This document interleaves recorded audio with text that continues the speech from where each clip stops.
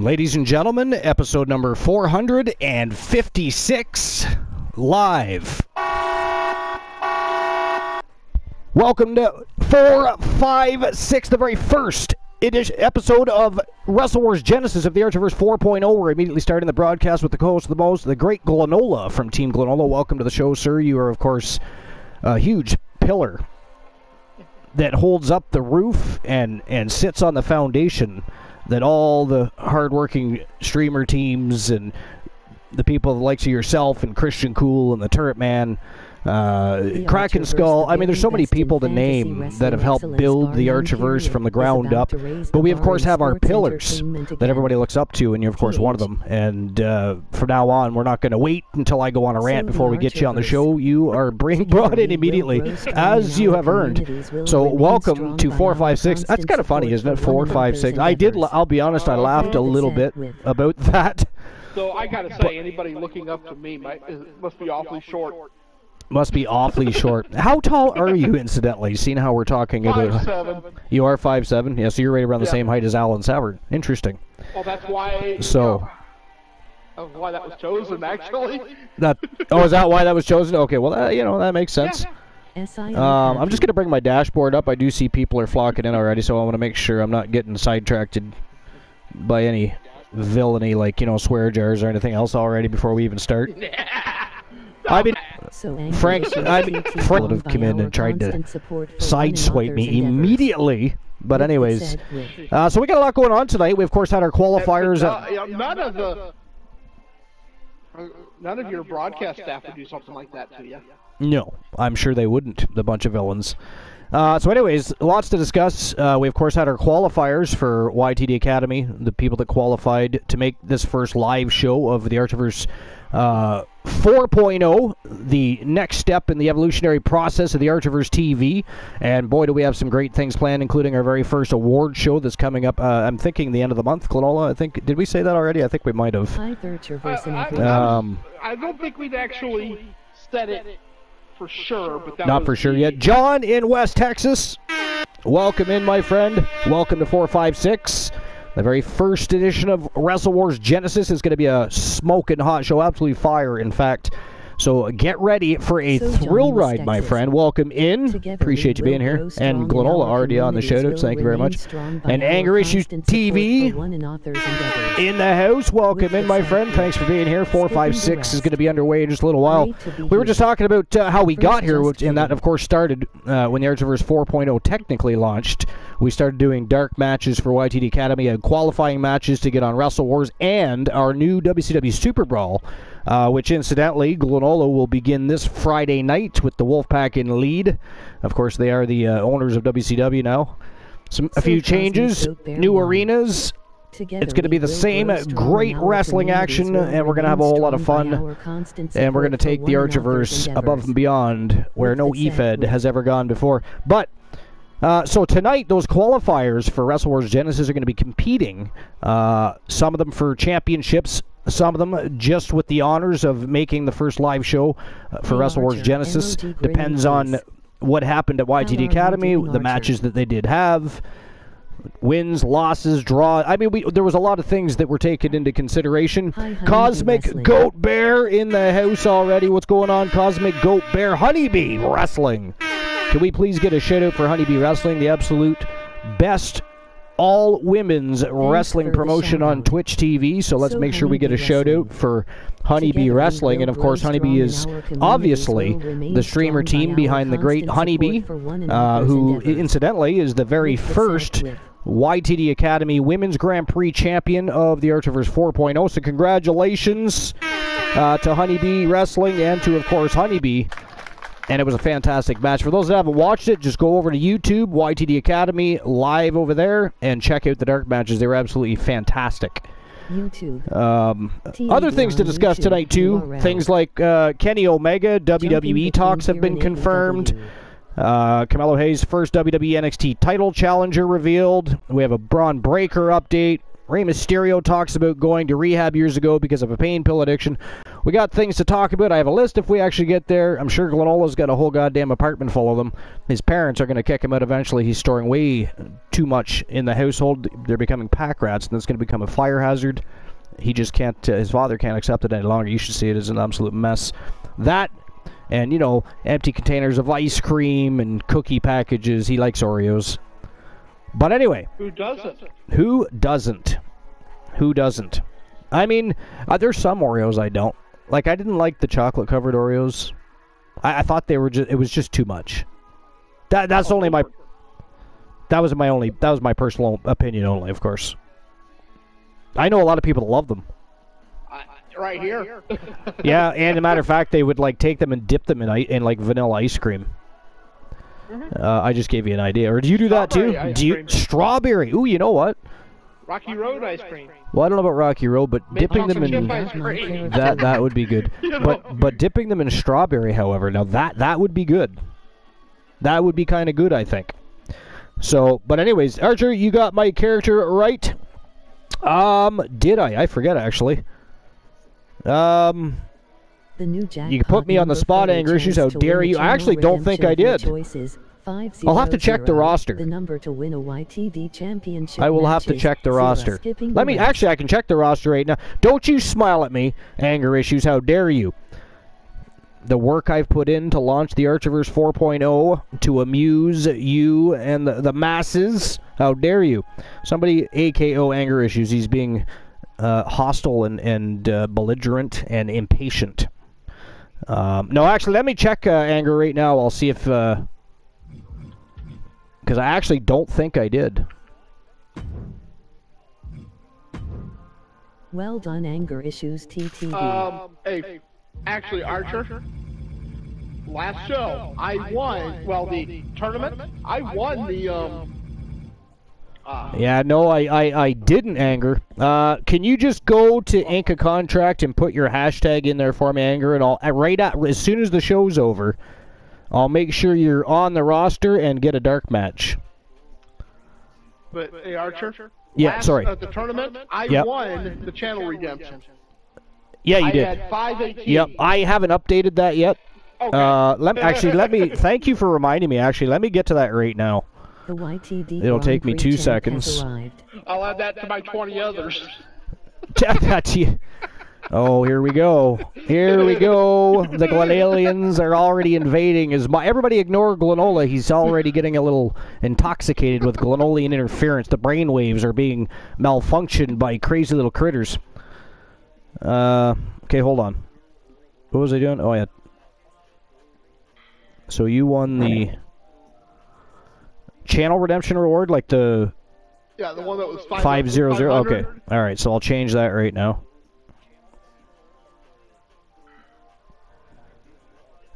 And the other one is still untouched.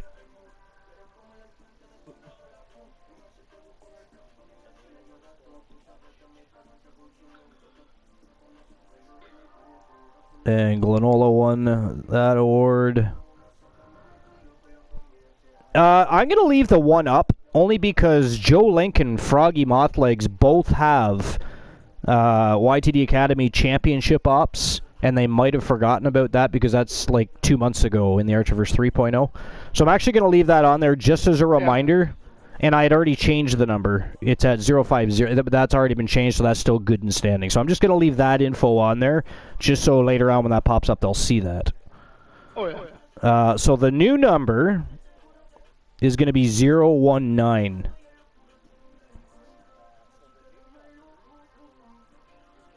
Play. Glenola, your numbers are 103. Okay. Hey, Archer, how are we Good cheating luck, tennis? Glenola. There are some amazing and fun channel rewards to choose How are we from doing? if What? you are the chosen That's another thing. I got to figure that part out too. Play.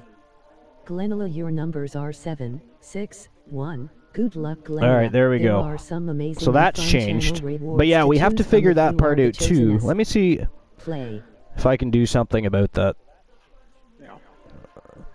All right, in the meantime, are we missing anybody? Who else has popped in that we did not acknowledge? Anybody? I want to make sure we didn't miss anybody. Everybody's important. Haven't seen anybody. All right. right, so let me just have a quick look. TTV, your numbers are 1056. Good luck, Anger Issues TTV. There are some At my amazing chat and fun commands and channel stream rewards to choose elements and from see if what's you- going on with. Wow.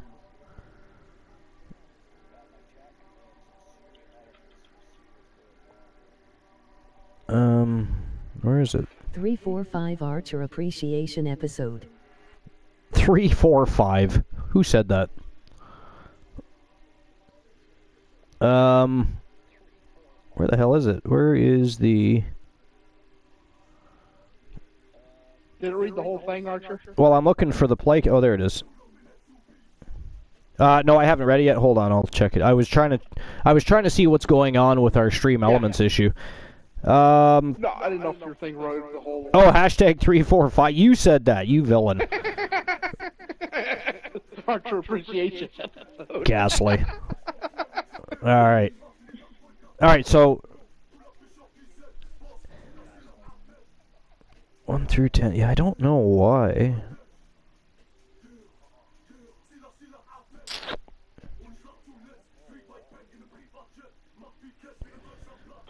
Oh, maybe I should...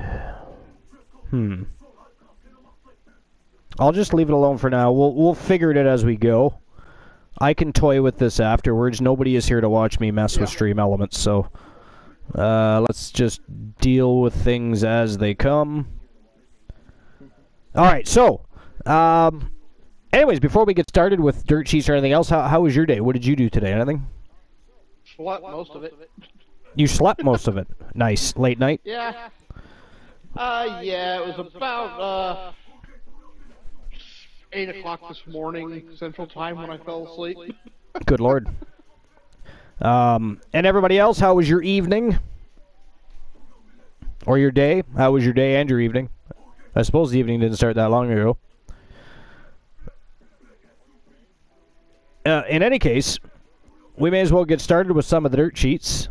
And seeing I already mentioned it right off the hop, it caught my eye immediately, and I did see that RingsideNews.com is saying that Kenny Omega's WWE talks have been confirmed. This is by Subajit Mukherjee. We've, of course, read many of his articles before. Going well. So it says Kenny Omega is considered one of the best professional wrestlers on the planet right now for a multitude of reasons. That's exactly why rumors spread that he might just make his way to WWE due to his contract status in AEW. That said, Kenny Omega's talks with WWE have finally been confirmed as well. Following a lengthy injury layoff, Tony Khan has added the missed time to Omega's AEW contract. While WWE had the opportunity to sign Omega, he is currently under contract with AEW. Kenny Omega himself added fuel to the fire when he stated that he was unsure about his future in AEW. His AEW status was more or less confirmed after his incredible match with El Hijo on AEW Dynamite a while ago.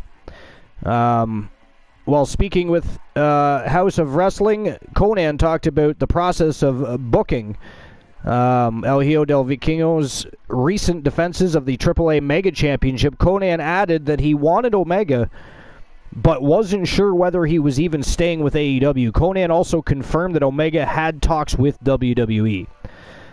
He said, originally we were going to bring in Omega, but he was still negotiating with AEW, and he wasn't sure if he was going to stay or not, so we couldn't commit, and he didn't want to come here until he signed.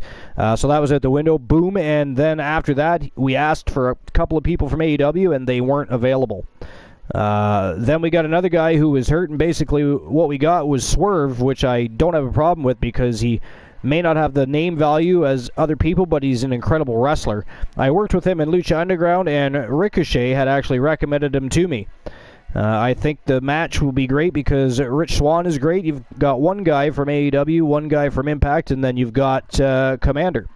I'm assuming I never really asked him, but there are plans for him in the future, so I'm thinking he already signed. But, he wasn't sure if he was going to stay, and WWE was talking with him, so we couldn't get him to commit.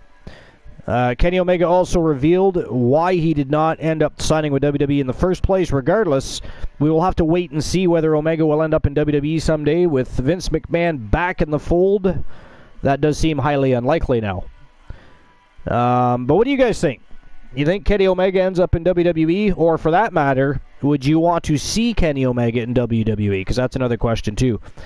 I guess it's really just depends on whether or not you're a fan of Omega or not. Glenola, are you familiar? You're familiar with Kenny Omega, aren't you? Not really. I haven't really watched him. You haven't really watched him all up? Yeah. Well, I do agree with the statement that he's one of the best on the planet right now for a multitude of reasons. He's very entertaining. He's very flamboyant. He's very athletic, and he's a tremendous wrestler technically. And so, yeah, I mean, he can hold his own against some fantastic wrestlers out there. So I personally would love to see him have a run in WWE. I don't know what they would do with him is the thing. I wouldn't want to see them. Kenny would be giving up because some people come and they do great, other people come and it just messes up their entire persona. It doesn't go right. You know what I mean? So. John in West Texas says Kenny would be giving up way too much going to WWE. He is an EVP for AEW and one of the higher-ups for AEW games. Yeah, well, so was Cody Rhodes. Sometimes you just got to make career path changes, and for some people that's more achievable than others. For Cody Rhodes' sake, he was very achievable, and you know he's. That's true. I'm sure his pocketbook is not hurting. I'm sure his pocketbook is not hurting being back in WWE, to be fair. But yeah. So. Alright, let's see what else is going on in the Dirt Sheets. But actually, before we do, Glenola, what do you think? Do you think we just get the show fired up, ready to rock and roll, get everybody revved up, rant up, and electrified? I think we get the show on the go, because it's going to be a great show. We have 9 matches in total. All championships are on the line. And it should be a great evening of in-ring action here at the Archivers TV, as per usual. Especially since, we got a rematch tonight. We do. Hell of a tournament final. We do. And let's remember that tournament final was exactly that. A tournament final. Both men had been through that entire tournament, gone to battle on 3 separate occasions. I mean, 2 separate occasions. And once again, War proves the more you beat on him, the more you're gonna get fucked up. Yeah, he's like the Incredible Hulk. Right? The angrier he gets, the stronger he gets. We're gonna have to call him the Incredible War Hulk. Oh, no. The Incredible War Hulk. A new cosplay. A new cosplay, yeah. All right, well, let's get the action underway. We'll get episode number 456, Glenola. That's kind of weird, isn't it? 456, 456. A lot of episodes. And I keep going back to discussing, the 150, discussing the 100. Right? The hundo. The hundo. Yeah, the hundo. That's the hundo. It's too bad we lost like 99 episodes due to Twitch's inability to let people know exactly when it is that they're going to delete their VODs, and they delete them in very strange fashion too, because they don't go in any specific order. That's why I started exporting them. I was like, okay, so you guys are just destroying my content here. All right, so we're going to export all of that. Thank you. But yeah, okay, so without further ado, let's get things underway. We've got all of our qualifiers from YTD Academy. Again, if you didn't see any of the action, make sure you go to YTD Academy on YouTube and check out all the action. There's been some fantastic matches. The qualifiers for Wrestle Wars Genesis, the qualifiers for WCW Super Brawl. This week is going to be a phenomenal week here at the Archivers TV. Welcome back. It is good to be back. We are going to have a good time tonight. We're going to get some more dirt sheets underway, have some more conversations. But without further ado, let's get things underway. Episode number 456. Live.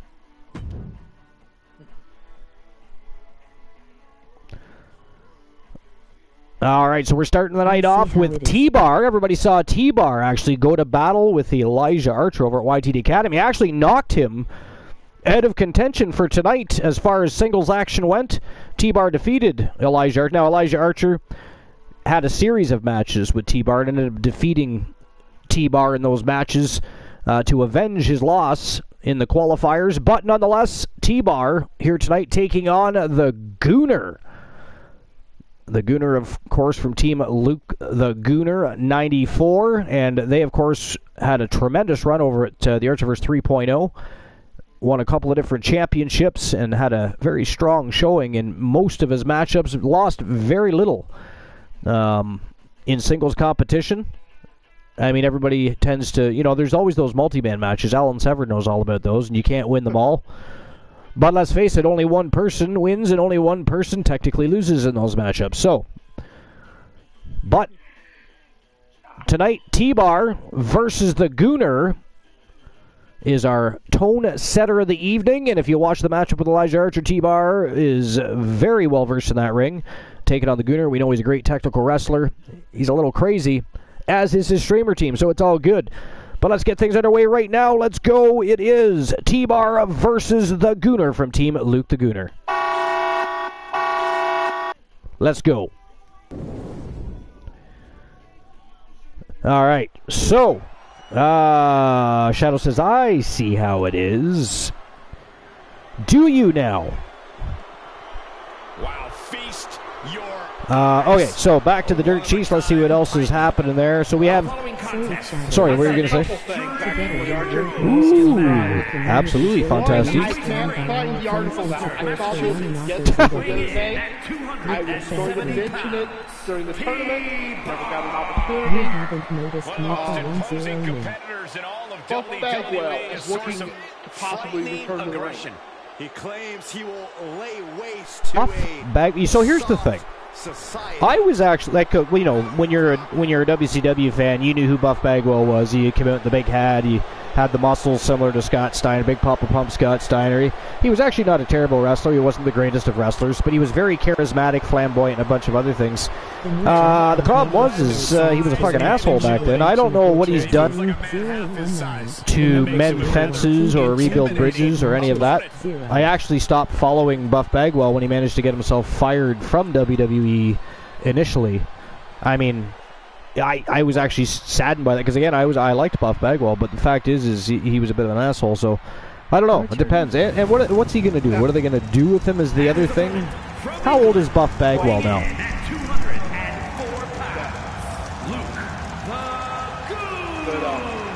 The WWE Universe has been counting the days, hours, and minutes for this match to start, and the countdown is almost over. He wants to try to get into the Hall of Fame. Which under his own that would be good, actually. Well, his body of work actually does make him a candidate, but again, it'll just depend on what fences he mended, I guess. But yeah, keep going. Doesn't matter where or when he's competing, this guy just wants to fight, and he's about to get one. He said he still can do his move, the top rope, which. I don't have a problem. The man could fly. I don't have a problem with aging wrestlers as long as they're in great shape and can still go. If you can't, and you're a shell of your former self, I just prefer if they take on a different role.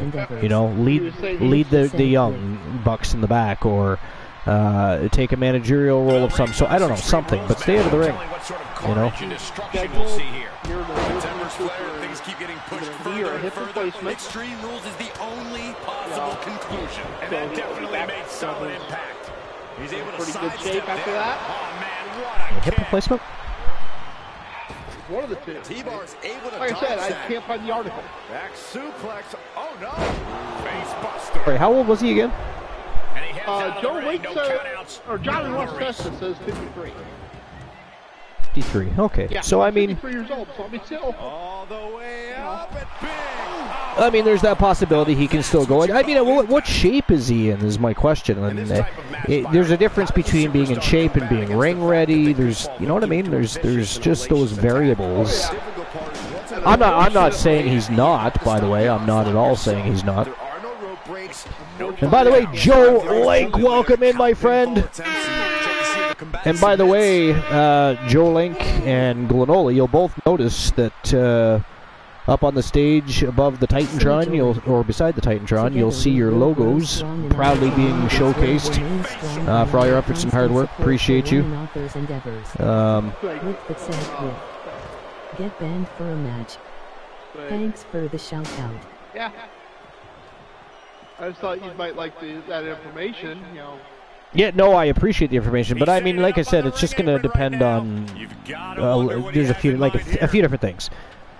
Because I mean, I don't know. I mean, if he's out there talking about wanting to do these things, maybe he thinks there's a door open somewhere. Maybe he has mended fences. Maybe, again, I was a Buff Bagwell fan, and if he can go in there and have a program with somebody, I'm all for it. And I would absolutely enjoy to see him go into the Hall of Fame. It's too bad he couldn't have gone in with the NWO, but he actually turned that down. Oh, did he? Oh, okay. I didn't know that. According to the article I read, The Archer versus Shadows he wanted to go in under his Shadows body of work. Thank you, Joe. Shadows, that is not funny. Can somebody please AKO Shadows? Shadows coming in here with hostile intentions, creating villainy when it is not just. How dare you, sir? That is gaslight. Now, are you wanting me banned for this matchup, Shadows, or are we waiting for the next match at this point? Speed up that ban time. Well, never mind. Glenola just blew that out of the water. Now, you do realize you can only use that once a show, Glenola. And there's a lot of these villains have some built-up Archerverse bucks. Just saying.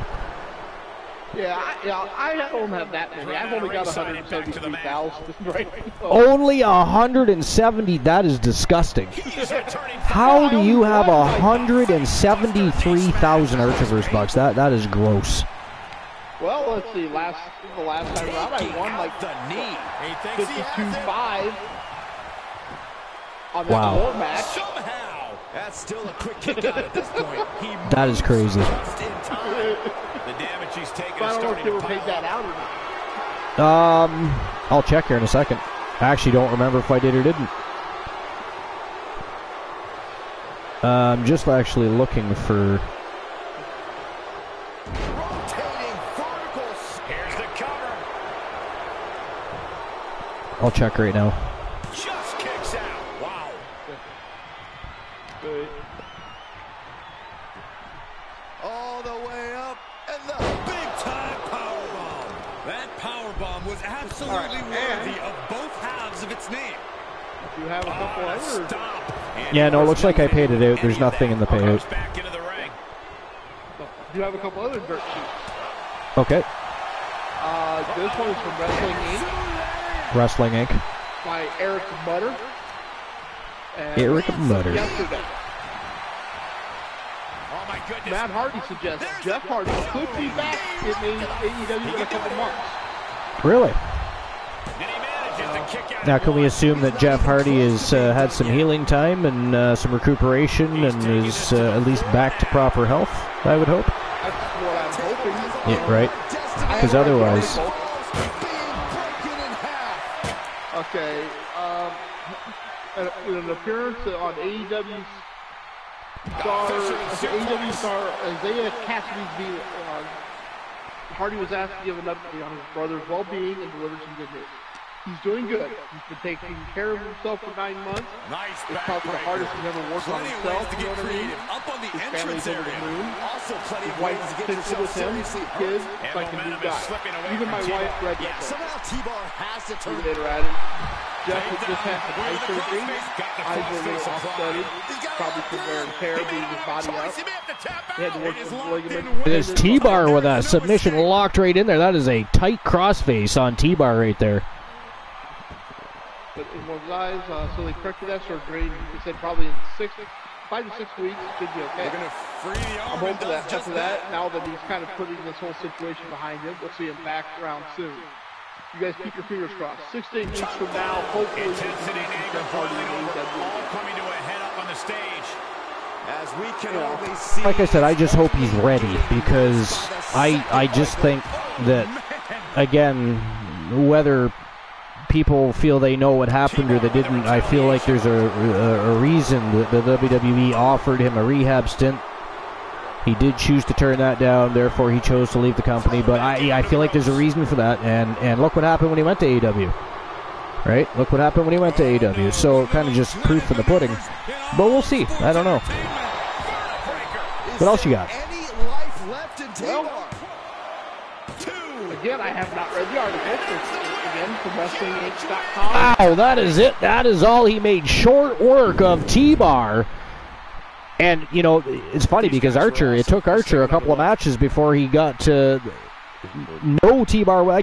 T-Bar really worked Archer. I don't know if you guys watched that matchup at YTD Academy. Yeah, but don't get me wrong, it was a great matchup. I actually thought Archer was going to walk away with the victory there, but T-Bar put up the fight of a lifetime and ended up beating him.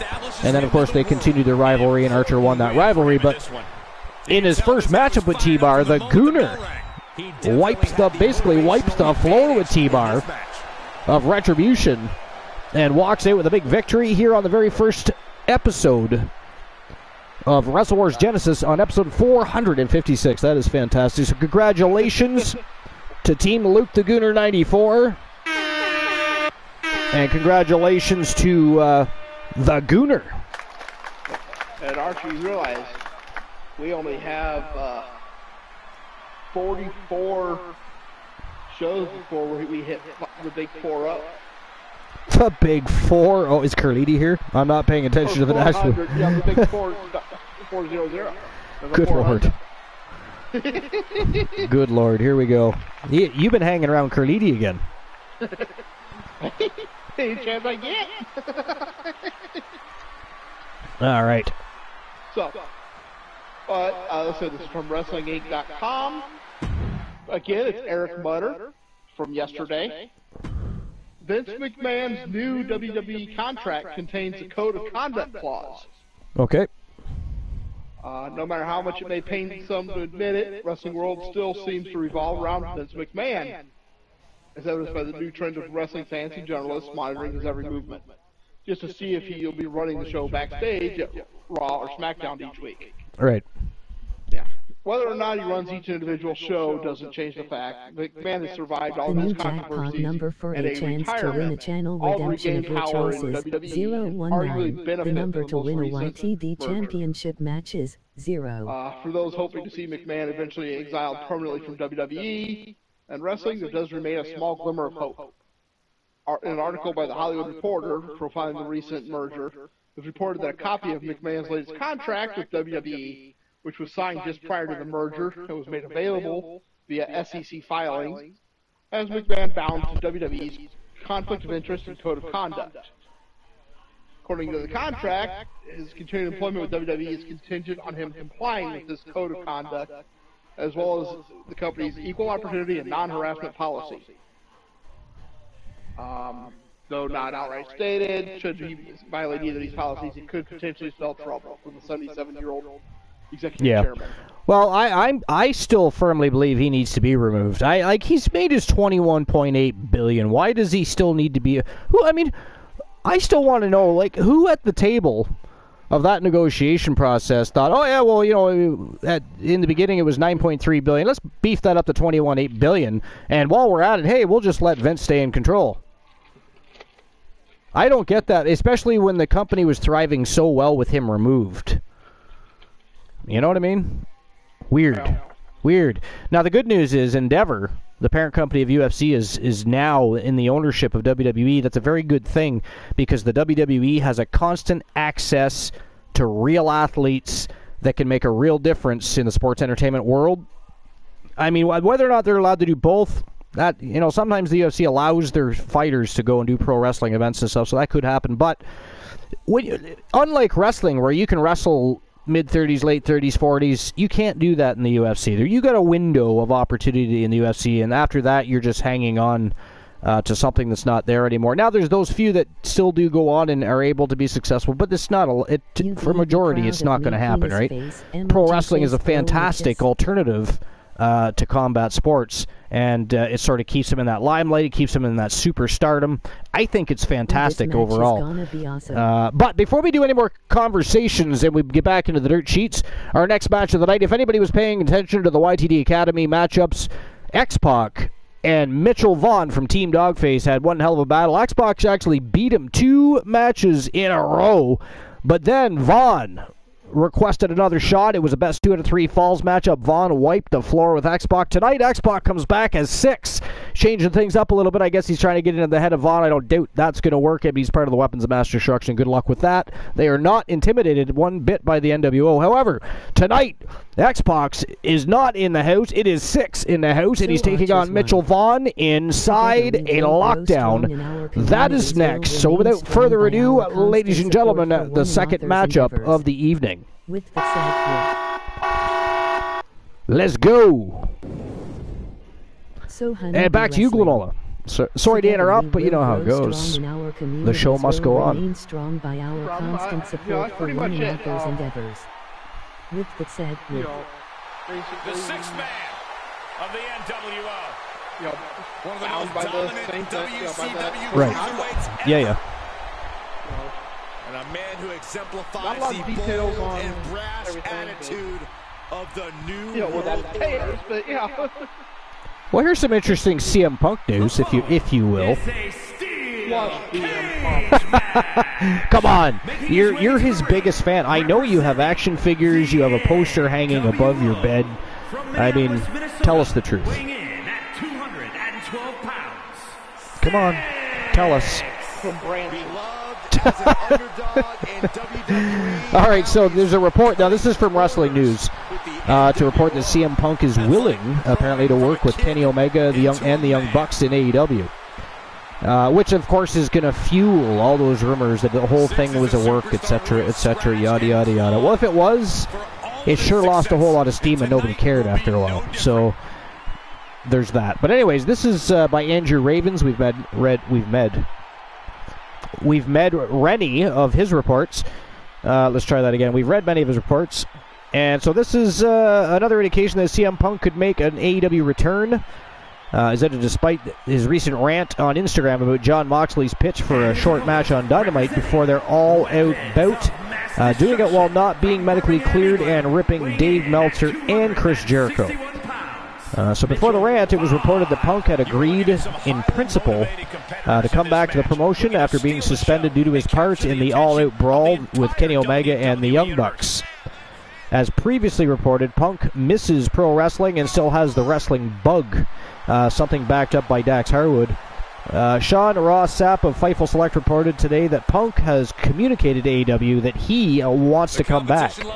Punk has outlined numerous scenarios in which he'd return and expresses a willingness to work with Kenny Omega and the Young Bucks. At least as of a few months ago, Omega and the Bucks didn't seem keen on doing that. It's unclear whether that has changed since then. Punk has also expressed his willingness to return to work for AEW and stay away from the Elite. Some AEW talent were of the belief that the rumored upcoming Saturday AEW show could be used to help facilitate that, as they could separate the larger roster. Splitting the roster is not confirmed. Also, Fightful Select has been told that Punk has been open to working elsewhere, but it's unclear whether that means AEW, such as the ROH brand, or perhaps the likes of WWE and New Japan Pro Wrestling. Harwood pitched this week the idea of Punk and FTR versus the Elite for All In at Wembley. And it just says, for complete visit, Fightful Select, but there doesn't seem to be anything else regarding that matter as of right now. Archer's wife, don't worry, he ignores us too. Night Raid the Awesome Yeah. Night Raid the Awesome Archer. Night Raid the Awesome Archer. Night Raid the Awesome Archer. When it comes to the steel cage, some would call escape the coward's way out. Some members of the WWE Universe. So did anybody know that there was a new WWE headquarters? I think I'm in favor of whatever leads to a quick win without taking too much damage. If that means escaping, then I call it working smarter, not harder. It's interesting. So, Night the Undying, thank you for the raid. yo, Night the Undying invading the compound. What's going on, my friend? Thanks for stopping in. How is my friend, you sexy beast? How you doing? Welcome into episode number 456. Right in the middle of a matchup between Fat Lad Mitchell Vaughn from Team Dogface and, of course, 6 from the NWO. You might know him as X-Pac. You might know him as the 1-2-3 Kid. Either way, right now, he's getting his ass whooped by Mitchell Vaughn inside of a lockdown. But how's everybody doing? Thank you very much for invading with the 14 villains. How is everybody's evening? What's new and exciting? How's your week been so far? It is hump day. Unless, of course, you live overseas, and then it's already the next day, and we're not talking to you right now. But anyways, what's going on? What's new and exciting? Froggy Moth Legs! What's going on, Froggy Moth Legs?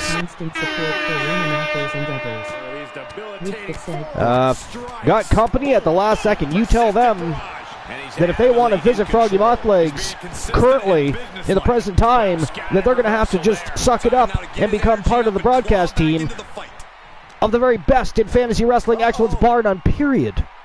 Froggy Moth Legs, you tell them that. You include the Fam Jam. You make them part of the Fam Jam, part of the community. That's how it works. I mean, Glenola invited his father. Froggy Moth Legs didn't invite his family. But anyways, back to the question. How is everybody doing? Everybody that came over with Night the Undying, a long-time supporter, by the way, of the Archiverse TV, been here since the Archiverse 1.0, is part of one of the greatest factions of all time at the Archiverse TV, the Wolfpack Horsemen. Partners with the current reigning, defending, undisputed, and first Archiverse 4.0 Wrestle Wars World Champion, War the Machine. So yeah, how's everybody doing? What's new and exciting? Appreciate everybody stopping by. But anyways, so yeah, there's a new WWE headquarters. So this is by Andrew Ravens. Again, it is WrestlingNews.co. It says, for the past few years, WWE has been in the process of building a new headquarters in Stamford, Connecticut, after spending decades at Titan Towers. As previously reported, the plan was for the first round of employees to move into the new building in March, which got pushed back until after WrestleMania 39 earlier this month. The 400,000 square foot building space can house more than 800 employees. WWE's corporate trainer Michael Montefort shared a photo on his Instagram to show off the new building. There are two large company logos that are elevated, above an elevated courtyard where employees can get some fresh air and a break from the grind. The Monday after WrestleMania, it was confirmed that the Endeavor Group had acquired WWE and planned to merge it with the UFC to form a new company. Vince McMahon, WWE CEO Nick Khan will keep their corporate positions. The transaction is expected to be complete by the end of this year. So that's interesting. They're going to form an entire new company, and the new WWE headquarters looks pretty sexy, I got to be honest. If you want to have a look at it, just go over to WrestlingNews.co. It's an Andrew Ravens article. And again, the name of the article is simply Photo, Updated Look at the New WWE Headquarters. All right. Let's see what else is happening. I'm actually still looking for that article you were talking about Buff Bagwell. I'd like to see that. Superstar and become a different superstar each day you visit. Beyond the normal limits. So I just gave up. Yeah. Here's something interesting. An injured WWE star teases returning to TV soon. This is by Andrew Ravens at WrestlingNews.co again. It says, it looks like R-Truth is getting closer to making his return from... I love R-Truth, I gotta be honest. I mean, I liked it better in Impact when he was Raw in Killings. He was actually allowed to, get in there and have a great body of work and win some titles. But, I mean, he's won titles, but I mean, he's mostly known now these days for winning that ghastly 24/7 championship that I was so glad that they got rid of. I did hate that piece of garbage. So anyways, the longtime WWE star has been on the WWE NXT brand before. He went down with a torn quad during a singles match, and look at that, ladies and gentlemen, Mitchell Vaughn from Team Dogface, representing the Weapons of Mass Destruction, has done it. He has defeated X-Pac in their rivalry. He is now one up on X-Pac. The score is now...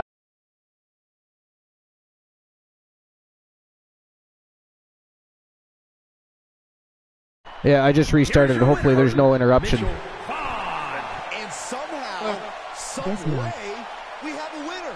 But they are feeling the effects of that brutal. All right, so we are good to go. I don't know whether or not it's going to split the broadcast. Sometimes if you get back on air quick enough, it doesn't. So hopefully that's the case, because it pisses me off when that happens. But we shall see. So far, it looks like we're on the same broadcast. Looks that way.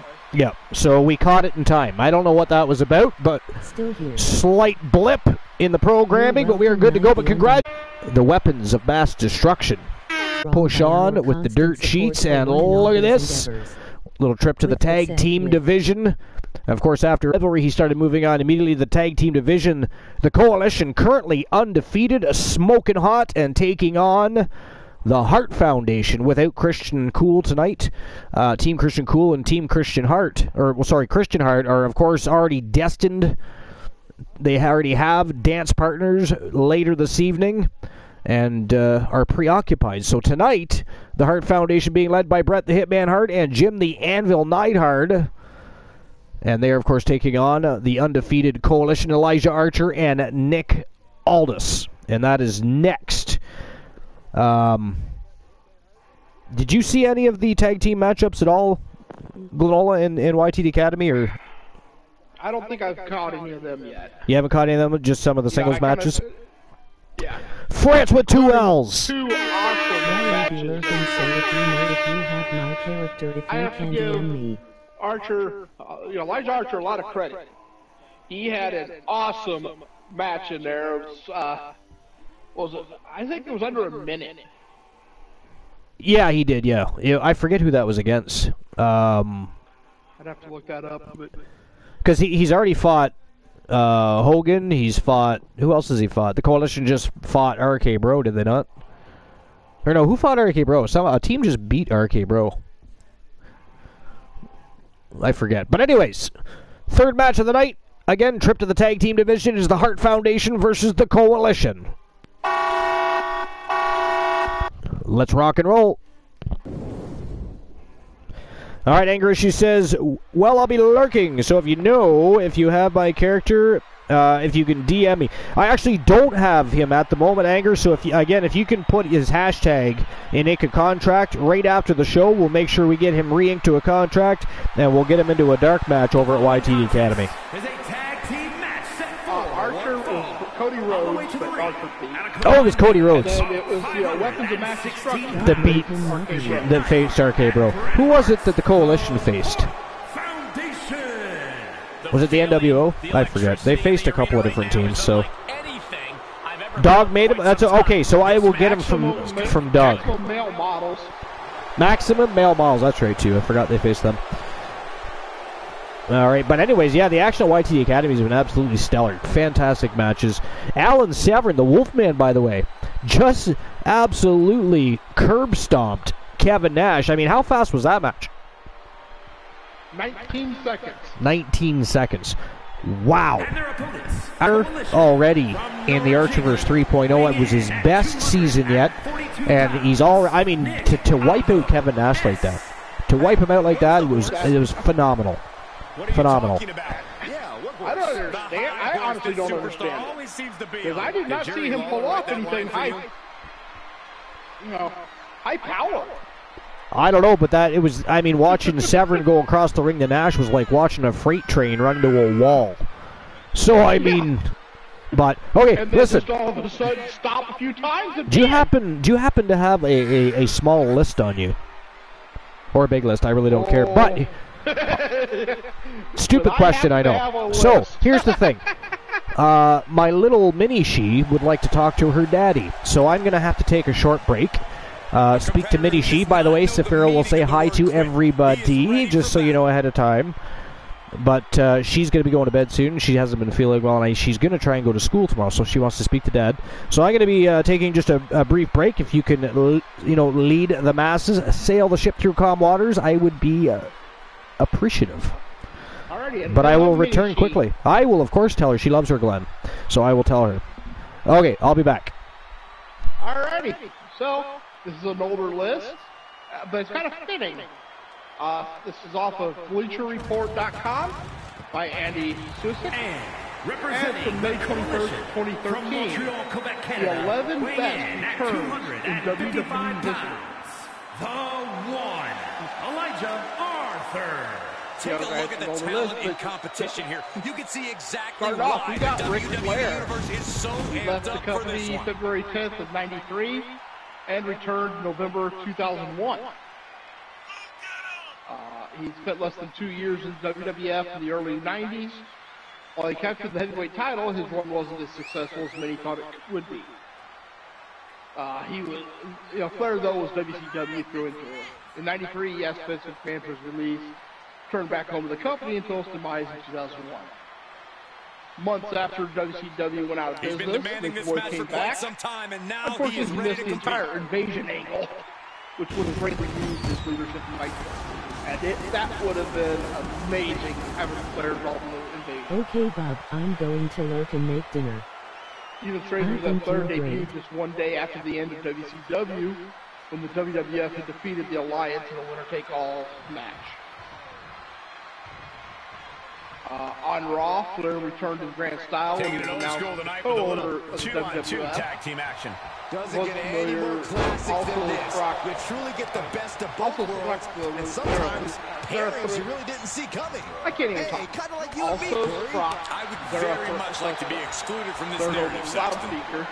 McMahon looked at the Big beginning time of atomic drop. That'll have you angry walking remorse funny. for the boss when he found out that Flair now owned half his company after his children Well sold their shares placed to kick him. to the gut. It's Another been over damaging 8 years since the world seen Flair in Nice the combo. WWE, but it was well worth it. And it was. That was an awesome moment. And Brett gets countered. All right, Knight. Have a great one. The new Good champion dinner. number 4 chance to win a channel redemption of your choices. 019. The number to win a TV championship matches. 0. Injured Easily November stops the rest 1999. Not even a Returned near April fall 30th, there. 2000. Tag is registered. Also had a history of neck injuries during his run in WWF. As a triple threat pay-per-view match approached with him wrestling, he suddenly found himself unable to compete. And here's a cover. The company had to quickly write him out of the match. Kicks and out off of the the TV. pinfall attempt. An angle was staged where someone ran him over with a car to explain his absence. The company had to, for months afterwards, also stayed home rehabbing his neck. And right between the shoulder Due to blades. prior injuries, it wouldn't have been out of the question for him to call his career right Stop then and right to there. the gut. Can he score the pin? Wonderfully he did. No, he kicks out. Austin didn't give up though and made a further backlash his main event involving The Rock. Able to reverse that one. As Vince and his cronies were trying to screw The Rock out of the title, proving they did their Austin's homework. classic glass-shattering excuse was heard and he came down the ring And wielding a he's chair. out of there in a nick of time. He This was a made little pop tag that made. Austin got in the video, which you can't watch. Cross body. Good Shadows your numbers are 2, 1, 0, He turns 6. it around. Good luck with Shadows. There are some amazing and fun channel rewards to choose from if you are the CH. Left the company September 96, returned March 30th, Grabbing the ankle 98. for extra torque. Last time we saw Sean Waltman in the WWF, he was a And a kid. hip toss to When he escape. returned, he was a man and now known as X-Pac. It made X-Pac's return so great and how much it was such a landmark moment of the company's history. Hooked him up. The night before, Shawn Michaels had lost to Steve Austin at WrestleMania 14. Hooked up. End of an era with Michaels out, and the beginning of a new one with Austin now undeniably the #1 star. With Michaels gone, that left a big question mark over the future of DX. Quick reaction to Hart there. Triple H came to the ring and announced that DX is going to move on, with him in charge now. What he needed, though, was another member. When he shot the fellow quick number X-Pac, who had just been let go from WCW weeks before. Whoa, what a save. X-Pac had the look and attitude to fit in perfect group. Yes, he did.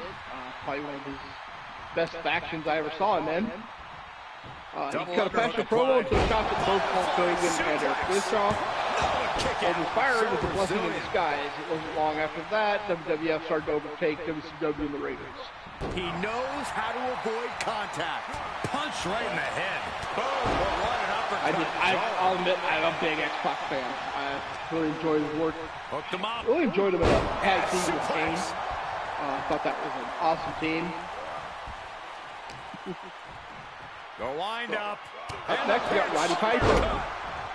Left the company after WrestleMania 12. Gets the tag. Able to get there Returned in at time. WrestleMania 19. Last time Roddy Piper was at WrestleMania, Steve Austin was wrestling Savio Vega in the second match of the show. Clubbing blow. Times have changed, but Piper still knew how to make an entrance. 7 long years, Hot Rod was out of WWE. He missed out on the Attitude Era completely. He spent most of that time in WCW. Piper returned to the WWE, wasted no time diving right back into it against Hulk Hogan. During Hogan's match with Vince McMahon, Piper emerged from the crowd, brandished the pipe. He laid Hogan out with it, causing him to bleed. It was an unexpected, random turn, but one that was perfectly predictable. I have returned. Welcome back. What have I missed? What are we discussing? All right. The list I have is an older list from 2013. The 11 best returns in WWE history. Okay. I felt that was fitting for the return of the Archers. Absolutely. Now, what do we have? What number are you at now? Incidentally, it's not. It really doesn't have them listed as a order, you know. But it has Ric Flair starting off. What impact. okay. You got Steve Austin, X-Pac, Which Rod, Roddy Piper. which return of X-Pac was it? Was that when he March 30, 98. 98? Was that when he came in as got fired? That's when he came into the WCW? Yeah, he got fired from WCW and then came over to DX. Okay. And he has an answer for Neidhart. So, up next, Here's the cover. we've got The Undertaker. And he fights it off. Almost inhuman. Injury at this September point. 99, return May 2000. Tagged into the action. Yeah. Didn't he come back as the American Badass at that point?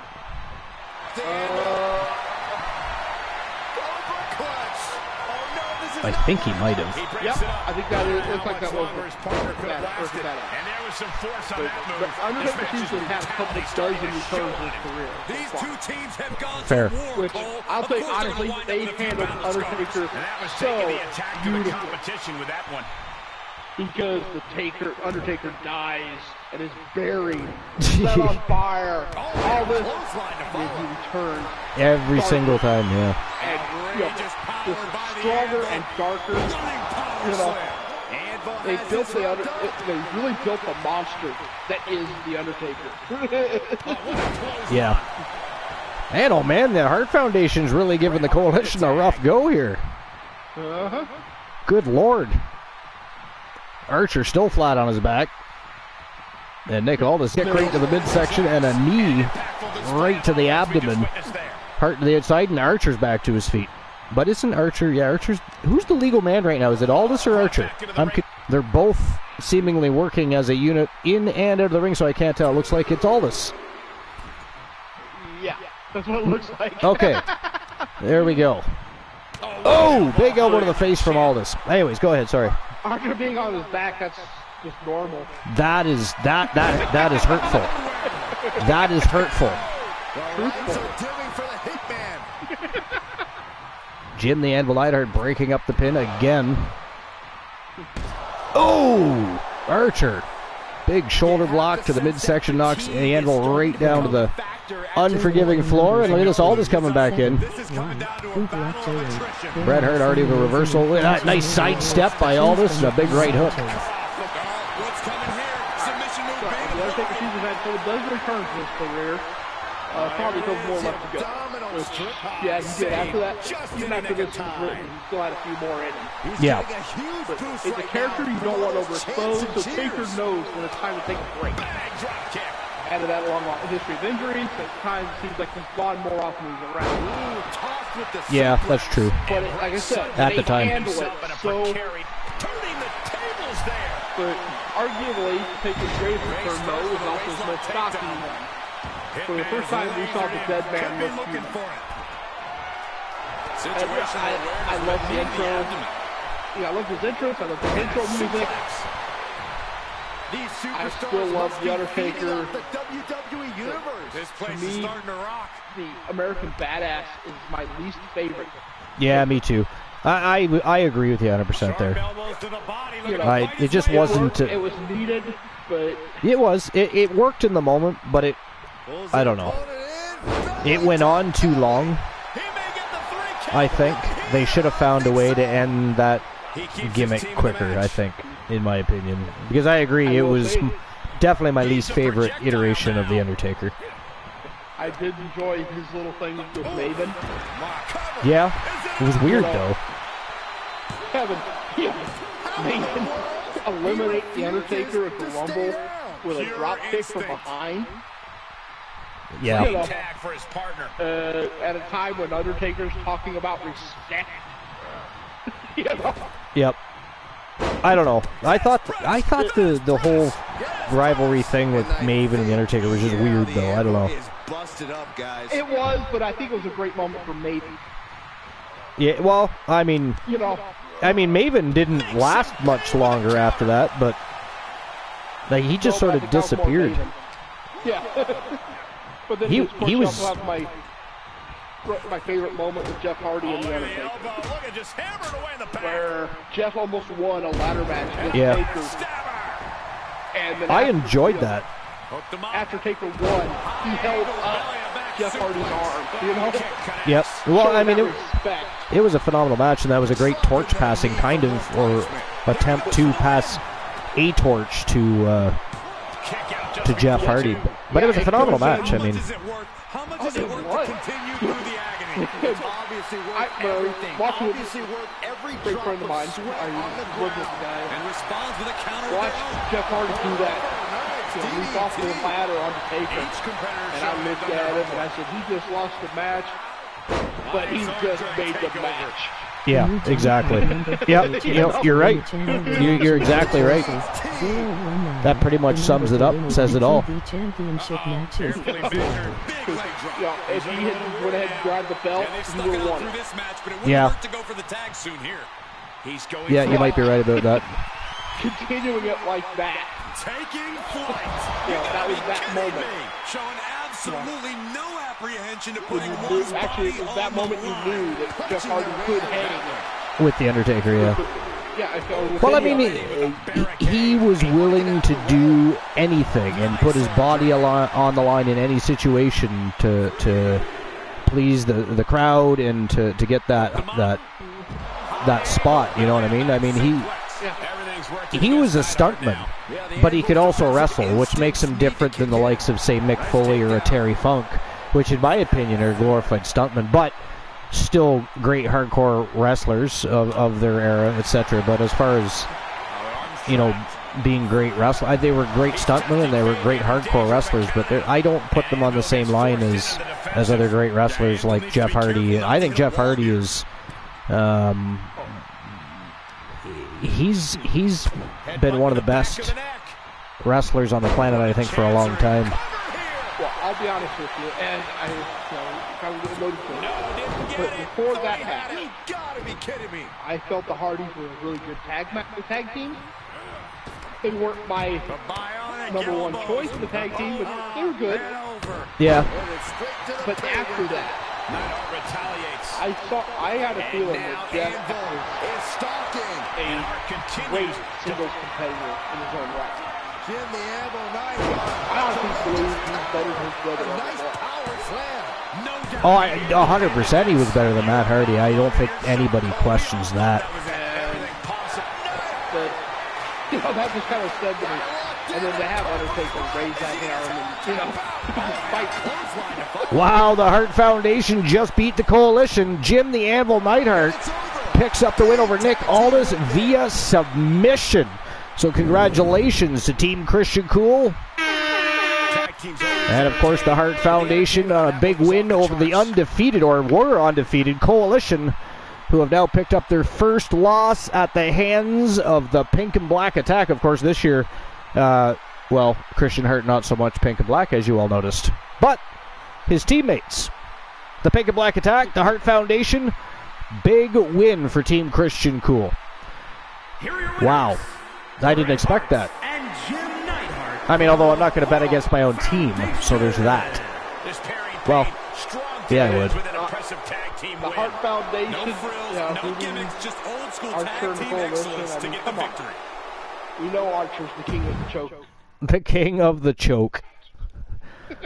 All right, so our next match of the night, fourth match of the evening here at 456, is the first championship match of the night. And we, of course, have Damage Control taking on the Outlaws, Alice and Akira Blade, who, of course, had some tremendous showings over at YTD Academy. And tonight, they look to become, once again, World Tag Team Champions. To do so, though, they're going to have to defeat Io Sky and Dakota Kai. What do you think, Lola? Who do you think picks this one up? You think the newly formed... Because, of course, this started way back in the Urgivers 3.0 when Alice and Akira Blade decided that they were going to join forces with Amber Extreme and, of course, Dr. Britt Baker. They are now a unit. They are the Outlaws, which is still a little weird, but, I mean, tremendous showings from the... mother and daughter duo already here at the Urgivers 4.0. Granted, at YTD Academy, when you get under the bright lights of the big show, Wrestle Wars and Super Brawl, it's a different show. It's a different environment. It can, you know, it's just a different situation. You know, you might not have that same level of success. You're not just on television, but you're in front of millions and millions of people and thousands that are in the stadium. So anything can happen, but first championship match of the night. It is Damage Control versus the Outlaws with the Wrestle Wars World Women's Tag Team Championship on the line. I'm going to go with the Outlaws on this one. You're going with the Outlaws on this one? And welcome to the broadcast, Boss Apollo. What's going on, Boss Apollo? We haven't heard you from you in a hot minute. How are you doing, sir? Hey, boss! How everybody doing? I just come and say hi, everybody. What's new and exciting? How have you been?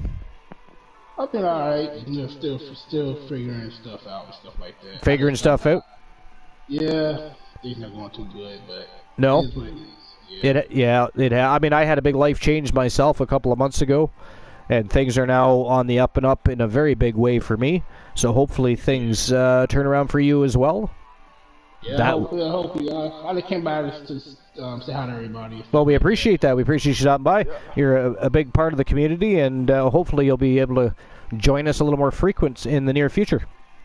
Yeah, I will. All right, I'll just talk to y'all later. I'll talk to you later. I'll talk to y'all later. All right, sounds good, my friend. Thanks very much for stopping by. Strong in our communities will remain strong by our constant support for one another. That was nice to hear from Boss. With that said, nice of him to stop by and update us. So it's unfortunate that things don't seem to be going well for him in his, I'm assuming, his personal life at the moment. So hopefully that turns around and things are on the up and up for him. So this matchup, ladies and gentlemen, is a tag team elimination matchup. So to defeat your opponents and win those tag team titles, you get to defeat not one, but both by pinfall, submission, or knockout. But incidentally, Glenola, if you were betting on this match, if you were forced and your arm was twisted and turned and yanked and your shoulder, your rotator cuff feels like it's going to pop right at a joint, who would you bet on here? I already said it. I'm going for the Outlaws. Yeah, but I wanted to know if you'd say the same thing twice if you were, like, you know, pulled and yanked and twisted and, you know, I was putting on the spot under pressure. So the Outlaws, you say... Whoever was grabbing me and twisting all that, I'd kick them in the balls. Stop on their face a few times. Yeah, nonetheless, regardless if he's having some... It was still good to hear from Boss. Good to know that he's at least trying to figure things out. And yeah, good to know he's still around, and it's great to hear from him. So we appreciate that, Boss. Thank you. Can we actually get a shout out for Bob? Did we already? We already did. Glenola, thank you. Appreciate that. Anger Issue says, is that PMS? Well, I mean, I don't know what you were looking at. I see Damage Control coming. There was Damage Control. There were the Outlaws. There was Akira and Alice Blade. But as far as PMS goes, I don't know. Glenola, what's your take and thoughts on the PMS situation? I hope not. Oh, good God. That's dangerous. And of course you would go there with that comment. Should have known. Of course. Indeed. So anyways, where were we on that list? All right. On this next one, we have The Big Show. which I don't know about this return. It definitely did not lead to one of my favorite Big Show by night's end, we will crown a new champion. And no offense to you, Cole, left the company February 2007, was here for this returned match, just so we can February hear him say 2008. history has been made at the conclusion. Before his 35th birthday, seemed like Show was ready to hang up his tights. After years in the business, thought he was hurting bad and he needed a break. No one was quite sure when or if the big man would return.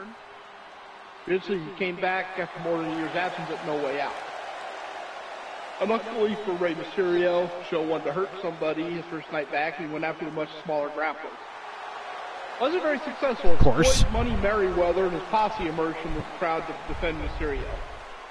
Things got heated, and Merriweather landed a few quick jabs on the much larger man, breaking his nose in the process.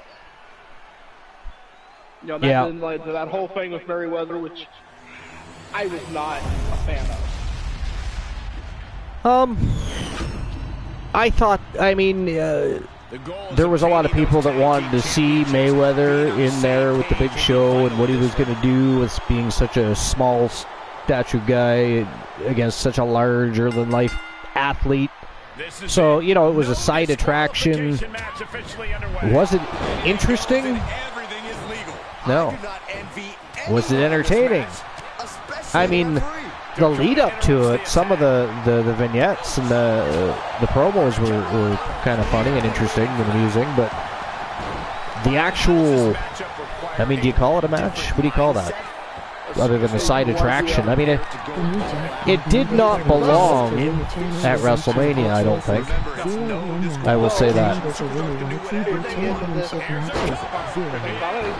While Big Show had been getting stale before his time off, he returned to a hot angle that freshened him up and put him right back in the spot. Yeah. I don't know if that was really, I'd prefer that, a hot angle.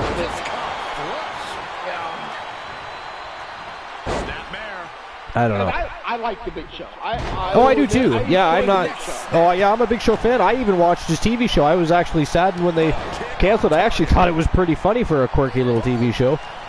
It was, you know, loosely based on the life of the Big Show or whatever, but I liked it. I thought it was fun and interesting. Next thing you know, he's going to AEW. I'm like, whoa. Okay, then. I mean, I wasn't even really sure what to think of that, I'll be honest. I'm still not sure what to think about it. You know? Who you thought would be a lifer as a companyman. It's funny because, you know, he jumped ship from WCW to WWF or WWE and full circle right back to, well, not really technically, it's not, you know, like Ted Turner's running it, but back to the same network and competing company. I will say competing company. I know some people honestly truly believe that AEW is better than WWE, and that's fine. You know, I don't argue with them. Everybody's entitled to their opinion. But WCW was above and beyond. What I have seen of AEW and what I have said, WCW, putting this one away. It was a much better product. Oh yeah, I mean that's not to say that that's not to say that AEW won't eventually become good. I'm just not. I watch it again. I did start watching it again, and actually, I've been fairly impressed with some of the matches I've seen lately. I thought it was cool that Jay White went to AEW, and I'm going to talk about that after your list before we start any further. Because I did find an article. Actually, I believe it's something to do with Chris Jericho, and they talk about the situation with Jay White and his dealings, his talks with WWE and then AEW. So that's interesting, and we'll discuss that after your list. Well, I'll continue on with the list then. So you have time to do it. Yeah, well, I mean, we still have a few matches left. This is only the fourth match, but... Although you never know how... I mean, these matches haven't exactly been overly long so far, have they? No, and you never know when you're going to get a 19-second match. I mean, we're, what, an hour and 14 minutes in or so? I think. Hour and 15, 16. And we're already 4 matches in. That's kind of odd. Yeah. So yeah, you might be right about that. So up next we have Triple H. Triple H. Oh, his comeback was amazing. Yeah, and I gotta say, just him making it back. It's amazing. Having watched that collapse. Yeah, see, that's the championship I'd like to see return, is the Giant Winged Eagle Championship that he held during that whole era. So, for those of you who don't know, he was injured during a tag match on Raw with Steve Austin against Jericho and Benoit. 104 quadricep. Down to Io Sky and both members of the Outlaws. Not looking good for Damage Control here. I think it is, oh look at this, nice I would assume, with the very dangerous Outlaws. Akira and Alice Blade, the mother-daughter duo, are a phenomenal tag team. Yeah. Though, look at what happened a few days ago, where Rose Brewer got eliminated and Tia Stevens. Wasn't that something? Wasn't that something? Tia Stevens was on fire. I mean, what a match. I thought for sure they were done. I was like, wow, and then all of a sudden Stevens just on a rampage and actually won the match. I was like, what? No way. But yeah, that was cool. That's what I mean. Since the Archiverse 4.0 and the YTD Dark matches resumed. By the way, I'm assuming you're quite pleased that in the Archiverse 4.0 they returned to a new gymnasium as opposed to a studio. Honestly, I am. I knew you would be. You were devastated. Was awesome. Yeah. You know, Yep. An upgraded gymnasium, of course, much nicer than the previous, but not in the studio now. Back in the gymnasium setting. It seems fitting for the superstar hooking the arm, training. This rush of strikes. Every ounce of the body is a target. Yeah, shut. Man, oh man, Akira and Alice Blade are just literally beating the holy hell out of Io Sky here. But all right, full control. But yeah, he's put out of action for 8 months, but he still finished that match and even took a lion tamer Tombstone from Jericho. and route. And if I recall, AKA the Walls of Jericho, depending on what you know it as. I'd have to go back and double check. That is it. That is all. Sorry to interrupt, but the winners of the match, ladies and gentlemen, via elimination process. And new Wrestle Wars Women's World Tag Team Champions from Team Sir Jack the Greatest, also representing Team Joe Link. Akira and Alice Blade, the mother-daughter duo. They are the Outlaws, and they are your champions. Congratulations to both Sir Jack the Greatest and Team Joe Link. What a match that was. Fantastic. I mean, for a while there, it was looking like Alice and Akira were having a real problem with Damage Control, but man, what a comeback. What a comeback. And Io Sky did her best, but I like I said, that numbers game was going to catch up eventually, and they just beat the shit out of her after that. So she did what she could, but that is it. That is all. We have new tag team champions in the women's division for Wrestle Wars Genesis. Congratulations. Yeah, definitely. Now, as I recall, correct me if I'm wrong here, I believe he tore his quadriceps while trying to do a pedigree on the announce table, wasn't it? No, that's what happened. Yeah, he tore out his quads doing that, yeah. And then to continue that match. All right, before we go any further, the next match of the evening, ladies and gentlemen, another championship matchup of the eve. This for the brand new Wrestle Wars Women's Television Championship. Zoe Stark challenging Amber Extreme, another member of the Outlaws, by the way, and Team Joe Link. Looking to pick up some gold. That would be 2 championship victories in a row should Amber Extreme be able to complete her campaign this evening. Glenola, what do you think? Zoe Stark, Amber Extreme, both have looked good at YTD Academy, but again, we're under the bright lights of a much bigger environment. I don't know, what do you think? The atmosphere is different. I'm not really familiar with Zoe Stark. You almost called her Joey. I know, but Amber Extreme, and it's so impressive from day one. I gotta go with Amber Extreme. You're going with Amber Extreme? I mean, I'll be honest, as impressive as Zoe Stark has been, I am going to go with Amber Extreme. I think Amber Extreme is, I mean, she's not any more experienced than Stark, but she is definitely higher octane. She's, I think, the better athlete, definitely the better technical wrestler, and I just think she gets the job done. And I think that the Outlaws and Team Joe Link are picking up another championship victory when the bell rings. But anyways, that's just our opinions. Last Saiyan, what's going on? Welcome in. Appreciate you stopping by. Welcome to episode number 456, our second championship bout of the evening. This for the Wrestle Wars Women's Television Championship. Zoe Stark versus the Extreme, Amber Extreme, from the Outlaws and Team Joe Link. Welcome in. What's new and exciting? How was your evening? Vibing, brother. Vibing, brother. Excellent. You got to be vibing. If you're going to walk into the Archiverse TV, you better be ready to vibe. Let that electricity flow.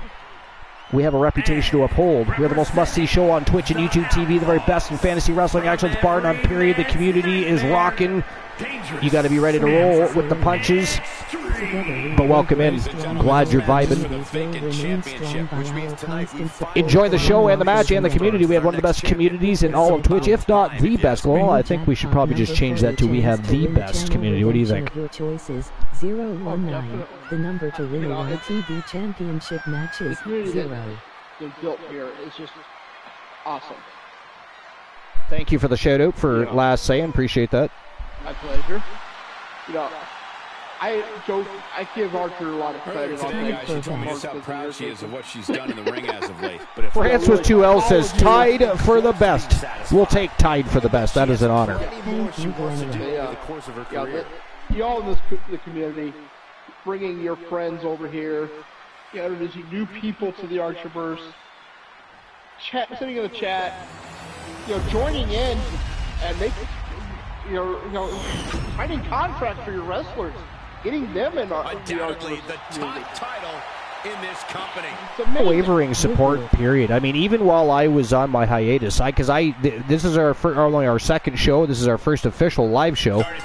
But the support, even when I was on my hiatus, we had people still subscribing to the Archerverse TV while I was gone. I mean, you know how that is an honor. That's an absolute privilege to have that happen, and I thank everybody that did that, by the way. And then the people that, as soon as I returned, as soon as we went live, come in and subscribed right away, resubscribed. Christian Cool being one of them for 22 months now. It's fantastic. We have a fantastic community. No, that's not the top title in the company. No, that is the television championship for the women. They have a women's world championship as well.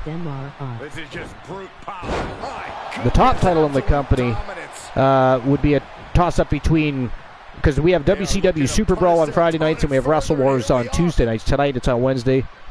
I got home very late last night, so the show just did not happen until tonight. But anyways, the Wrestle Wars World title is probably, I guess, the most sought after because it's the oldest.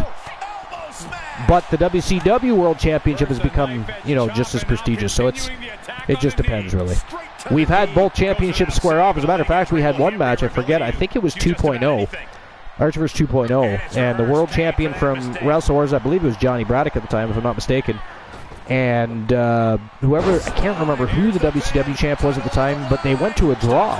It was the coolest thing ever. Great match. And nobody wants to see a draw, but in that instance, because it was two world champions colliding, both titles. I don't know if it was both titles on the line or if it was one title on the line. I can't remember. But it went to a draw. And I remember all of us were like, yeah, okay, we can accept that draw. So it was just cool the way it ended. But and France is 2-0. Too odd for the Archerverse. Come on.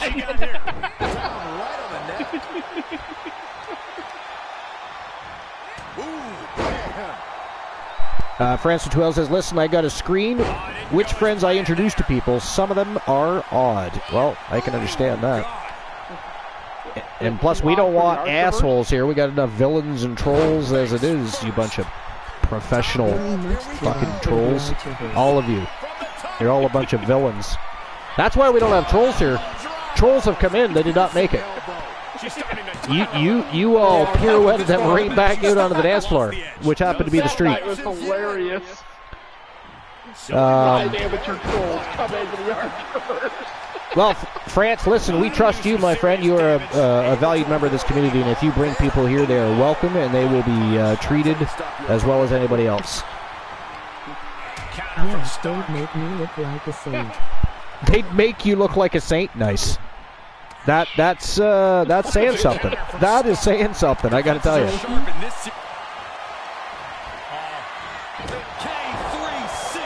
Anyways, we got to get back to your list, so I can get to that article before we get to any future lists. So, up next on the list, we got The Rock. The best shot was thrown, but it People's champ. Yeah, you know, last appearance in 2004, returned February 14th, 2011. Looking for the victory. And yeah, that was pretty awesome return. Stayed down. Anytime The Rock returned, it was always exciting.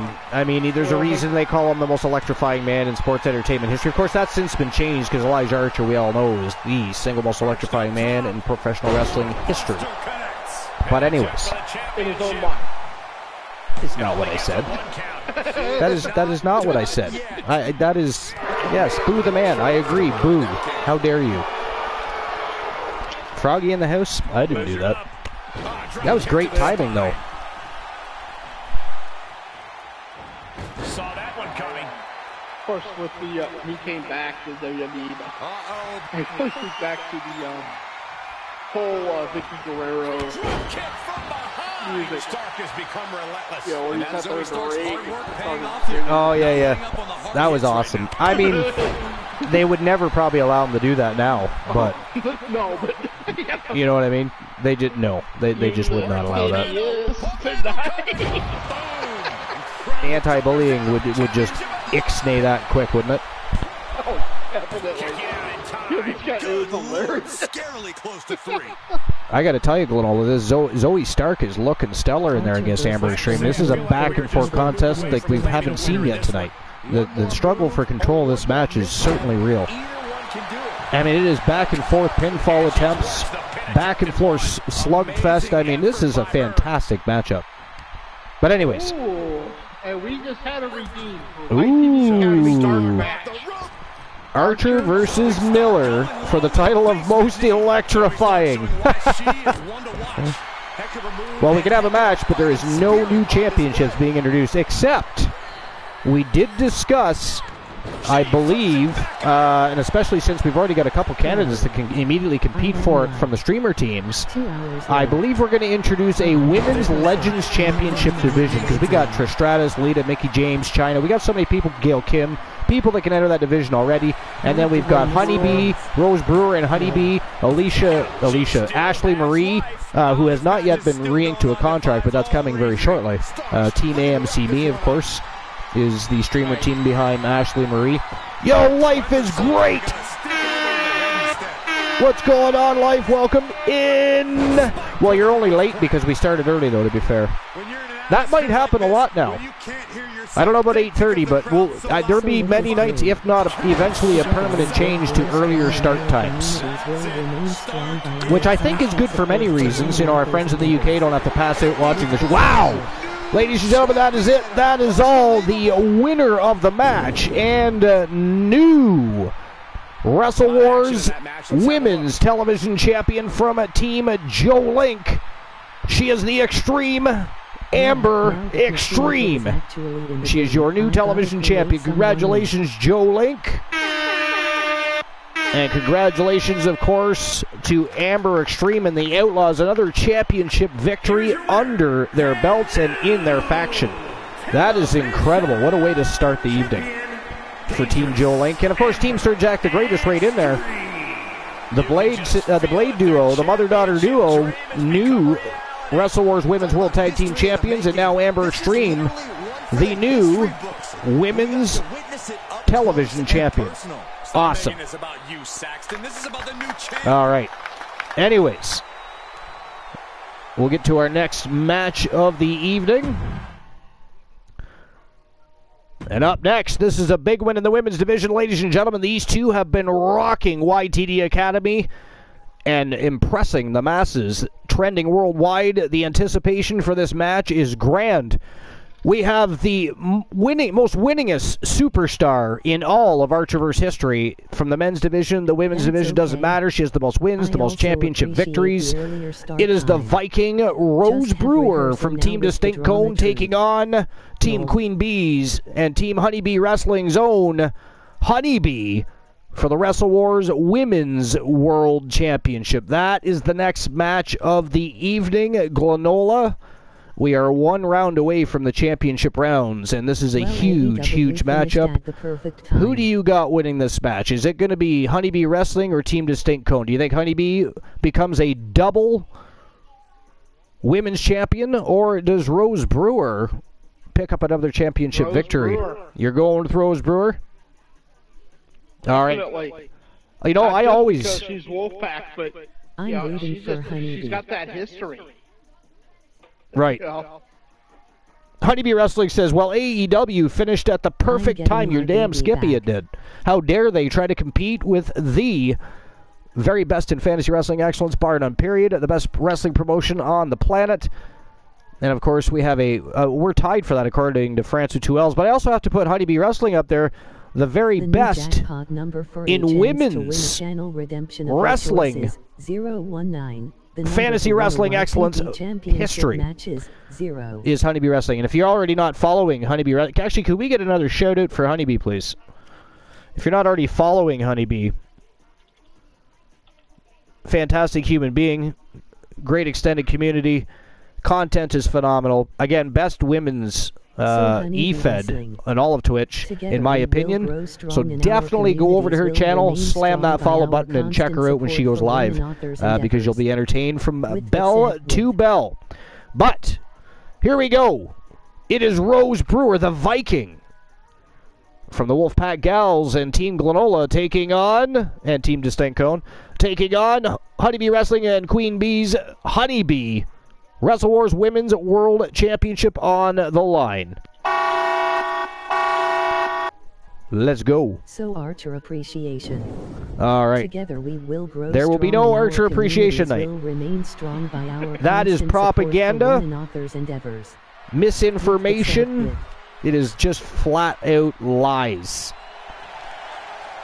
I didn't say anything about Archer Appreciation but I Night. have you on the radio.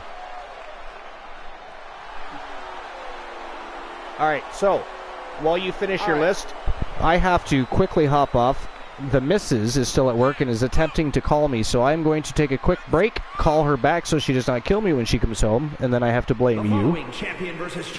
I will. You know I will. So I'll be right back. Enjoy the match. This is going to be one hell of a match. BRB. Oh, well, we could blame Uzi. Uzi was supposed to be here and hasn't shown up yet.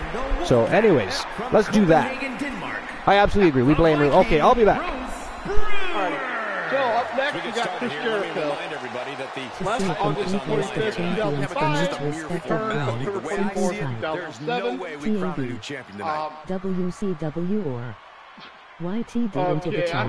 When Archer comes back, I'll have to get his opinion on this statement. But Chris Jericho's never been a huge star on the level of Steve Austin or The Rock. But he'll manage to come up with the most interesting ways to return. And from London, England, I don't know if I agree with that. So much on the line here tonight, guys, as we look to crown a new champion. That's right, Cole. We're guaranteed to have a new champion at the end of this one. It's not very often you can say that.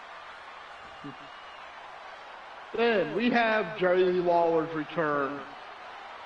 He had the heart attack on September 10th, 2012, and returned November 12th.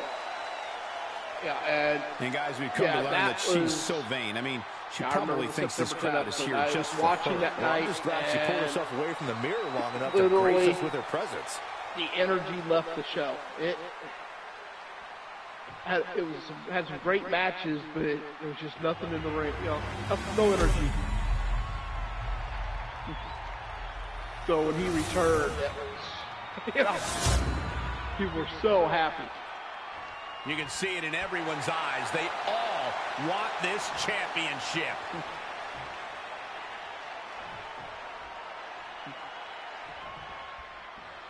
And then they all had to bring out the stamina of these competitors is about to be seriously tested. You can say that again, Cole. Winning this thing isn't going to be easy at all. And because then usually by the time finally you score the first fall, you're already starting to run out of gas. The finish line is a long way off right now. What goes up must come down, and it sure as hell did right there. She's rummaging around under the ring here. She heads out of the ring. That was Interesting strategy. And that was a successful bit of offense with that maneuver. Yeah, we watched that one. Proving a bit slippery for them there. Turned. Yeah, we're going to get Archer's opinion on the rivalry has reached a new level when superstars collide in this combat zone. Corey, what are the keys to remember for the competitors? You got to tee off on an opponent. Use everything in your vicinity as a weapon. It's about a competitor getting theirs by any means. The more damage you inflict, the better. This is all about total destruction. Nothing is off limits.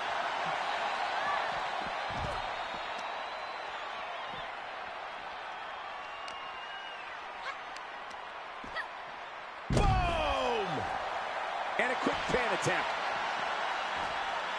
And that was only a one. Maybe she knew that wasn't going to put her away, but it definitely kept her down for a beat. Measured knee drop.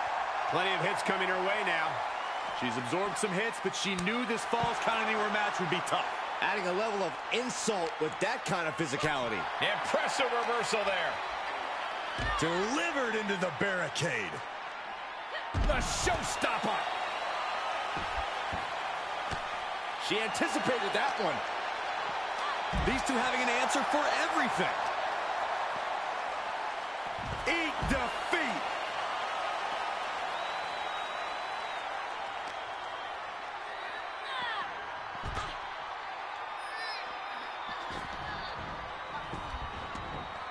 Moves outside. What's the plan here? She's taking this outside. This one cannot be lost by countout. Taking it to the floor. What's she gonna do? Setting up for something here.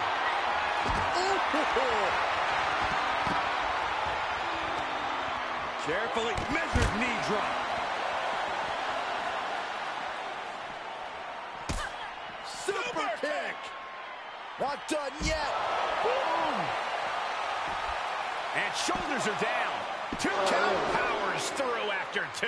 She's still as determined as ever. Tossed back into the ring. Absolutely no telling what's underneath the ring tonight. She's grabbed a ladder and she has just made this match that much more dangerous. Snap power slam. For the pin and the win. Yes. No, she kicks out. So close. That could have been it. Just brutalizing her opponent here. Put down face first. Here we go. Suplex. What? Thanks for coming. It's all over but the crying. And she's still in the game. I'm pretty sure everyone in the building thought that was going to be the end of it, myself included. And now it's reload time. Time to find another moment to pull out that one more time. Running super kick. Someone just lost a tooth. Now that's the kind of move that wins matches. Just when you think it's the end, she stays That's a pretty good match so far. Resilience. Is this the start of a comeback? That is firing your biggest shot, but leaving your prey. She's going for it. Wards off the pin at 2. She just will not go away. All measured up. Drop kick to the back. With no countouts, there's nothing keeping her inside the ring. Shot block. Good timing with that reversal. Uh-oh, got snatched up here. Bang. Jack. This is truly awesome. There she goes. Doing the work.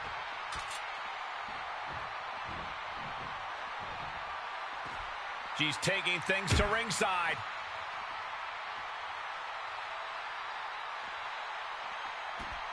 Such an underhanded tactic there. Things not going how she'd like. I was pumped when I saw this match on tonight's card, but so far this Falls Count Anywhere match has exceeded all of my expectations.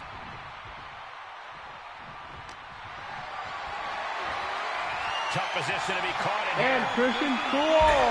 How's it going? Into a rough landing. No count out as she takes this fight to the floor. KOL. Have a great work, Lord. Christian KOL is the coolest cat in town and will entertain you with his witty and charismatic personality as you enjoy his great gameplay. She gets one.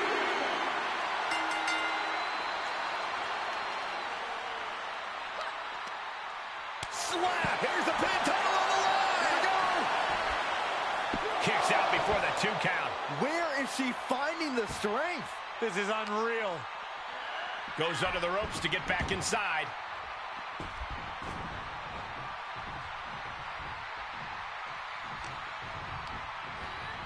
Forced out of the ring. Outside of the ring now. What's the plan here? Super kick! Not done yet! Boom! That's gotta be it! 2 count! Oh, and a near fall! This is insanity! Did you expect anything less? The new jackpot number for a chance to win a channel redemption of your choices, 019. The number to win a YCD championship matches, 0. Sometimes when you unleash your best offense, Where's that jackpot? I mean, it's totally for free. You might want a 10 redemption or even a final opportunity. As it is right now, Froggy Mothblade and Joe Lake both have title loss for YTV Academy. I don't know if there's more frustration or desperation in the ring now, knowing that you've tried to end this and failed. What energy in the arena tonight. Dribbling the opponent's head like a basketball. Got the head scissors on. Oh, elbow to the face.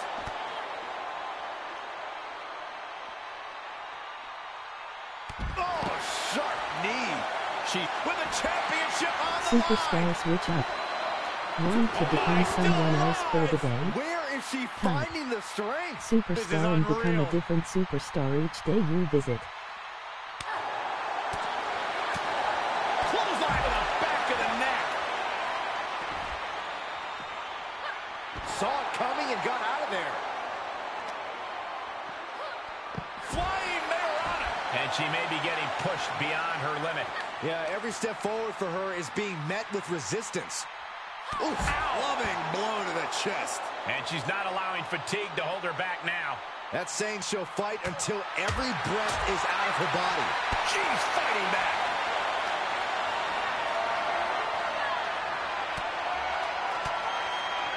Caught with that sharp elbow. Now that was athletic. Everyone is on their feet in this building. Absolutely showing the respect for all the exertion these athletes are putting each other through.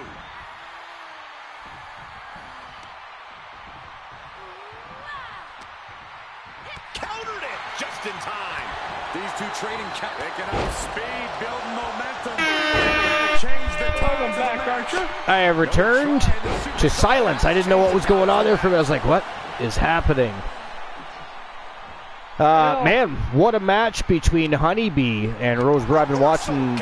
I mean, I was also obviously talking to the wife, but I was watching the matchup while I was talking to her. She was actually in here. Apparently, she sent a message. I have to go back and look now. I haven't actually seen any of our matches.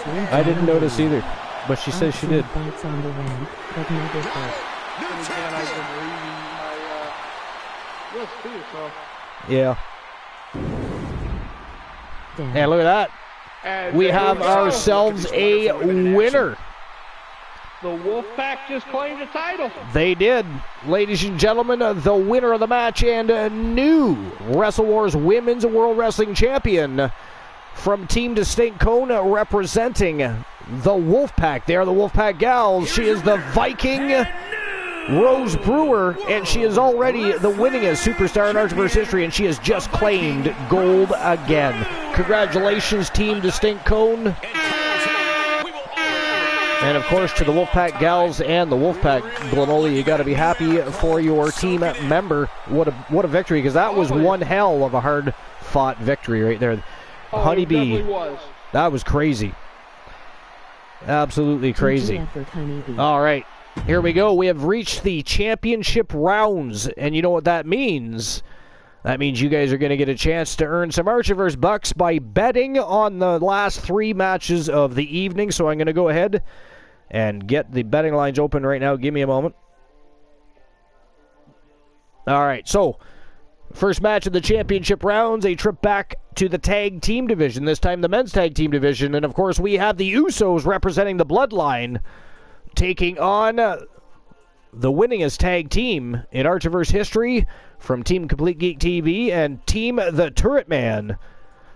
It is Cyborg, Adam Colossus, and the Terror, Johnny Braddock. They are Demolition, and they are looking to once again become tag team champions.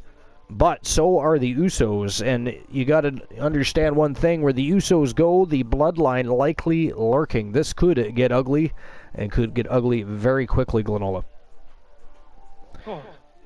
Yeah, and Demolition. I am going for Demolition in this match.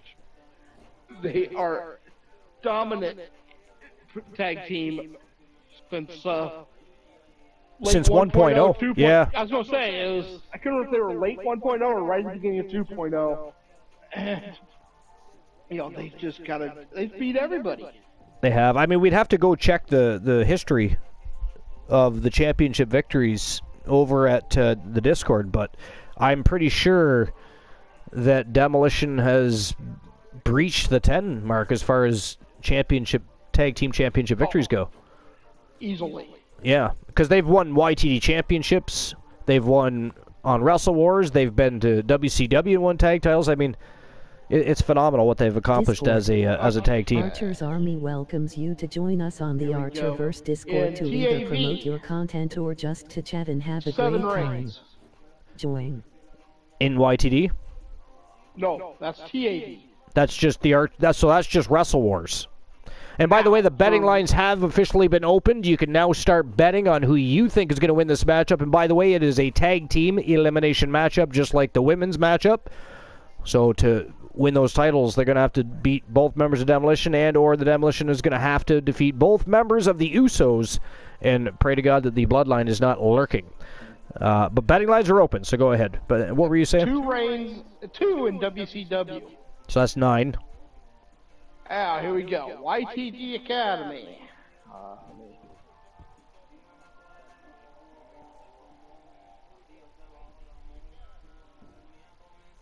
Wow.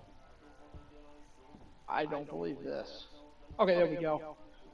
2 in YTD. 2. So it's a total of 11 tag team championships. That's crazy. But the impressive thing is that 9 of those are on our regular season shows. Yeah.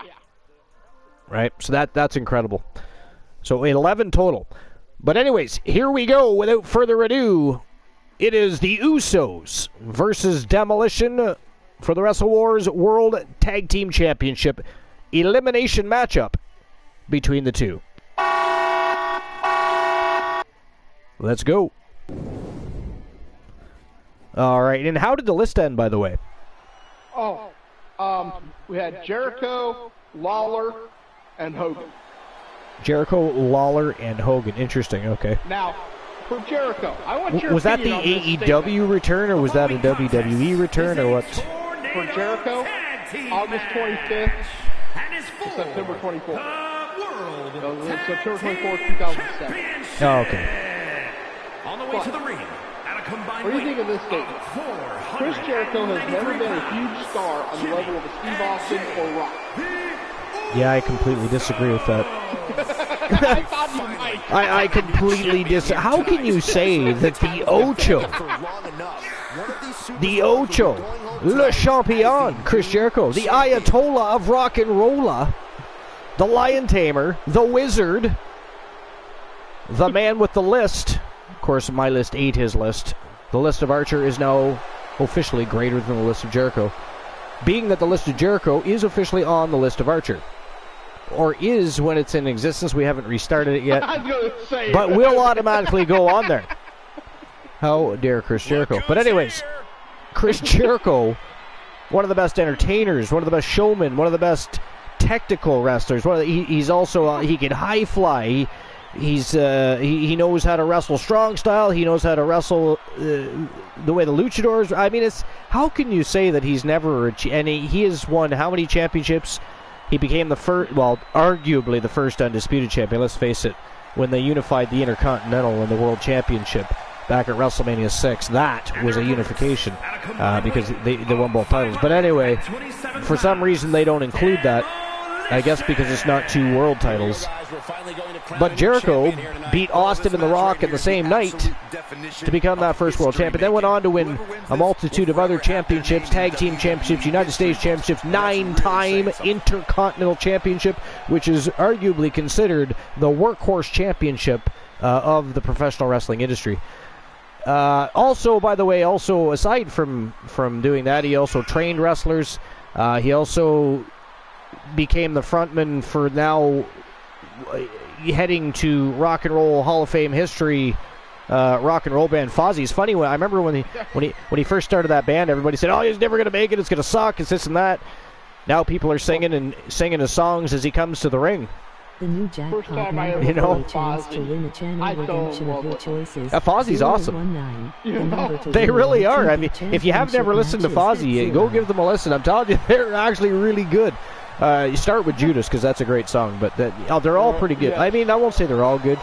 A lot of it is good, though. They have some really good material. They really, really do. I'm a huge fan of Chris Jericho. Huge fan of Chris Jericho. Yeah, I figured you might have a that is gaslit. Who the fuck said that? Tag team championship. We'll find the article again. Andy. As if this match wasn't compelling enough. Andy. I mean, he is incorrect. This could be it. I kind of agree. Most people, we say they're entitled to their opinions, but that is a stupid one. He should have known that wasn't enough. So, do we want to divide up the championship, or do we just want how many total championships he's had? Chris Jericho? Yeah. Well, let's go with let's. What do you want to do? You want to break it down? Did Jericho win any titles in the Break the walls down! Yes. I mean, if you want to sing. No, I ain't doing that. But for AEW, he's had 1 world title. This is coming from ProWrestling.fandom.com. Starting to see the tolls of this match add up. So, in Impresa Mundial de Lucha Libre, he's got 1 World Middleweight Championship. Okay. That is an NWA Championship. He's absorbed some damage already. ECW, he had the World Television Championship. He's rummaging for some sort of New Japan, underneath the ring. Intercontinental Championship. Ring of Honor, 1 World Championship. And well-timed maneuver there. WCW, 4-time Cruiserweight Champion. Yeah. And 1-time Television Champion. Yep, that's right, yeah. So just in that right now, we're at 10 title reigns. I suppose It's incredible. Shot, but it's still too early to wrap up this one just yet. WWF, WWE. Nothing fancy about 3-time heavyweight. Nasty. Or World Heavyweight Champion. He's looking to completely 1-time WWE Champion. Stump puller. 2-time WCW World Heavyweight Champion. Elevates his shoulder out of the count. Not time to expect victory yet. That's crazy. 3-time World Tag Team Champion. He's outside the ring now. 19. He's got a plan. 2 Unified Tag Team Champion. 21. 9-time Intercontinental Some title. miscues from Jey Uso here. And that was an So efficient display of There's 30, yep. maneuver. 1 WWE European. His opponent right here. 1 Hardcore. 2 United States. He's still in this. John West Texas says, first ballot Hall of Famer. You're damn right. Eventually he will be. He's not done with AEW though. And Jimmy able to He reverse is that. He's also the 4th Grand Slam champion, so I don't know if you want to count that as a title or not.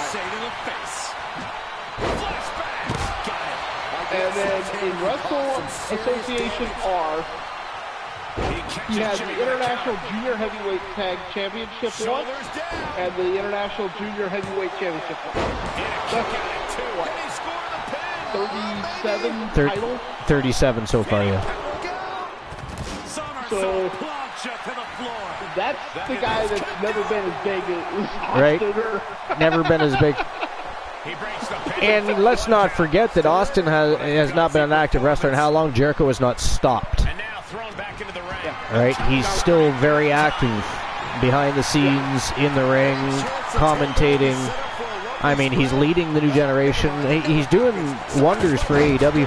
My problem still remains the same, and I don't care who says what, but in my opinion, AEW's biggest star is still Chris Jericho, and for me, that's a problem. They need to work on that. They've got some guys there that could pick up their game a little bit and elevate if they would do the right things, but it's as much as I've seen some really good matches lately, they're still kind of all over the place. So, Life is Great says, man, all sorts of weird tonight. I'm sorry, did I miss something? That's normal, or that's different from any other Archdiverse. That's kind of what I was thinking. That's kind of what I was thinking. You know what? I got to tell you, and this is off topic what we were just discussing. I really want to see a rematch between Honeybee and Rose Brewer. Now that was a fantastic match. I really would. I'd love to see them run that back. I'm sure Honeybee would like to see them run that back. I mean, I don't speak for Honeybee Wrestling or anything, but I'm probably not the only person that would like to see them run it back. Oh, Jesus Christ. Flying elbow from the top turnbuckle all the way down to the floor on Jey Uso. Oh, no, that's Jimmy. Oh, and he takes a sledge to the kidneys. Yo, 1231. What's going on, 1231? Welcome in. Appreciate you being here. Episode 456. What's that crazy Soul Embers up to? Is he at work? What is Soul up to tonight? I was supposed to talk to him earlier. I got busy and didn't end up being able to do so.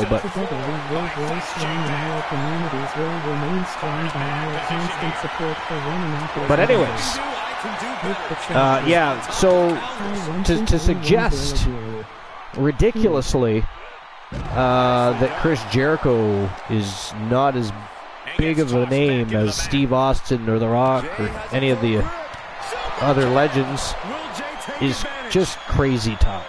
It really, really is. You know? I mean, his body of work speaks for itself. So, there's that as well. Man, what a match between the Usos and Demolition so far. No eliminations thus far. Both teams are still very much in it to win it. And they are exchanging pinfalls, but so far nobody able to score a submission, pinfall, or KO. Oh! Super kick right to the face of Adam Colossus. But Colossus, the big man, kicks out, powers out, in fact. Johnny Broddick having a little bit of a problem with Jimmy Uso. Just gets out of the way of that sledgehammer, but gets nailed with it anyways. I'm glad you're back, Virtuous. Demolition gonna tag team Jimmy Uso here. Jay got back inside the ring. Here he comes. Oh! Nails Adam Colossus with a slingshot body splash. Well, I guess it's a body press, not a splash. This deep into the match, and he's able to kick Good Lord, what a match. Anyways, 1231 says, I'm glad you're back, Archivers. We are glad to be back. We actually came back unplanned and unadvertised on Sunday for a tournament. It was a fantastic tournament for the Wrestle Wars World Championship. And, of course, Team Glenola and War of the Machine were victorious. So the Wolfpack picking up gold already. It was a great evening. A lot of people stopped by to enjoy the evening and welcome us back. A lot of fun. Couldn't ask for a better return, but tonight's the official live show return of our regular season show. But thanks for being here. What's new and exciting? Anything? You were asleep? Earlier, you mean, or are you talking about Sunday? We did go pretty late Sunday, so I wouldn't be surprised if that's what you're discussing. Oh, Demolition with a pinfall victory. Jey Uso or Jimmy? No, Jimmy's been eliminated. It is down to Demolition versus Jey Uso for the Wrestle Wars World Tag Team Championship. Business just picked up for Demolition. And this, by the way, would be their 10th regular season championship victory if they're able to complete their campaign. And their 12th championship victory overall. Big jumping neck breaker by Johnny Braddock, and Adam Colossus going to set him up for a ride here, I think. Big scoop slam. Oh! Big jumping knee right to the jaw. Between the sledgehammer and the jaw, he is not feeling good right now. Not having a good evening. His evening just got worse because Jimmy no longer there to help him out, and he is stuck with the task of trying to defeat both Johnny Braddock and Adam Colossus at the same time, and the chances of that happening are, well, in my opinion, probably slim to none. Glenola, what would you say? Probably. I'd agree. Yeah. 12:31 says, well, I usually go to sleep around 9:30 or 10 Central. Everybody needs their beauty rest. Some people more than others. I don't know if girly girl needs any real beauty rest. Wow, Jay's still kicking out. You don't think Girly Girl needs any beauty rest? We'll have to ask Soul Embers. He is the man with the deets. 12:31. What would Soul tell us if he were to come into the chat right now? What would he say? Enlighten us. How well do you know Soul? I need sleep. And he tosses him back in now. He'd say you need sleep? Yeah, I'm not saying Or you don't you're need saying sleep. you need sleep, yeah. I'm not going to say you don't need sleep. I'm just saying that you don't need beauty sleep. Oh, saw it coming. Man, Jey Uso still holding his own in there. This is crazy. Nice single by Johnny Braddock. Uh-oh. Oh, big power bomb. Jackknifed just about right on that table. Braddock apparently not done. He's measuring Jey Uso up here. Oh! Nails a Claymore. Demolishes the face of Jey Uso. And that is it. That is all, ladies and gentlemen. The winners of the match. They are the winningest tag team in Archiverse history. That is their 12th Tag Team Championship, 10th on our regular season shows. And they are your brand new Wrestle Wars World Tag Team Champions from Team Complete Geek TV and Team The Turret Man. They are Cyborg Adam Colossus and the Terror Johnny Braddock. Demolition are your new champions. Congratulations to both Complete Geek TV and Team The Turret Man. And of course, Demolition. Big victory to a very deserving tag team, and one that's about to be entered into the Hall of Legends, Glenola. Not to mention. Yeah, and well deserved. Oh, yeah, absolutely. Again, we discussed it earlier. Demolition's been around since the Archiverse 1.0. Again, you're talking about a team that just won their 10th regular season Tag Team Championship victory. They also hold 2 YTD Tag Team Championship victories, so 12 in total. They're the winningest tag team in Archiverse history, a phenomenal tag team, and of course 2 phenomenal streamer teams. We are lucky to have them. So, congratulations again.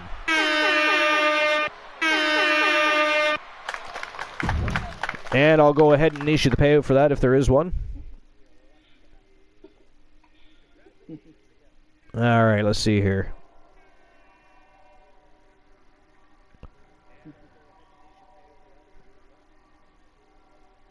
So the winners were Demolition, and 1,380 Archiverse bucks are being distributed. Something I really need, though. Now I'll get the betting line open for the co-main event of the evening, and check out this co-main event, ladies and gentlemen. From Team Life is Great Psychosis, Kyle Riley in the house. We have the Iceman, Christian Hart from Team Christian Cool, Bat Dexter from Team Froggy Moth Legs. And, of course, we have the YTD Pure Wrestling Champion, the man from the pits of hell, from Team Kraken Skulls, the Nightmare Damien. It is a fatal four-way elimination matchup for the Men's Wrestle Wars Television Championship. What a matchup this is going to be. Glenola, what do you think? While I'm setting up the betting line here, what do you think about this? This one's going to be hard for me to choose a winner. There's two members of the Wolfpack in here. You know, both of them being amazing competitors. I mean, you got Poindexter. Or Bat Dexter. Yeah, as he is right now. We don't want to offend the professor. And then you got Psychosis Kyle Riley, who's a member of the Horsemen. He sure is. Imagine if he won, or if any of the members of the Horse, because Bat Dexter also a member of, well, he's not a member of the actual Horsemen themselves. He's Wolfpack on Wrestle Wars, but still part of the Wolfpack. Yeah.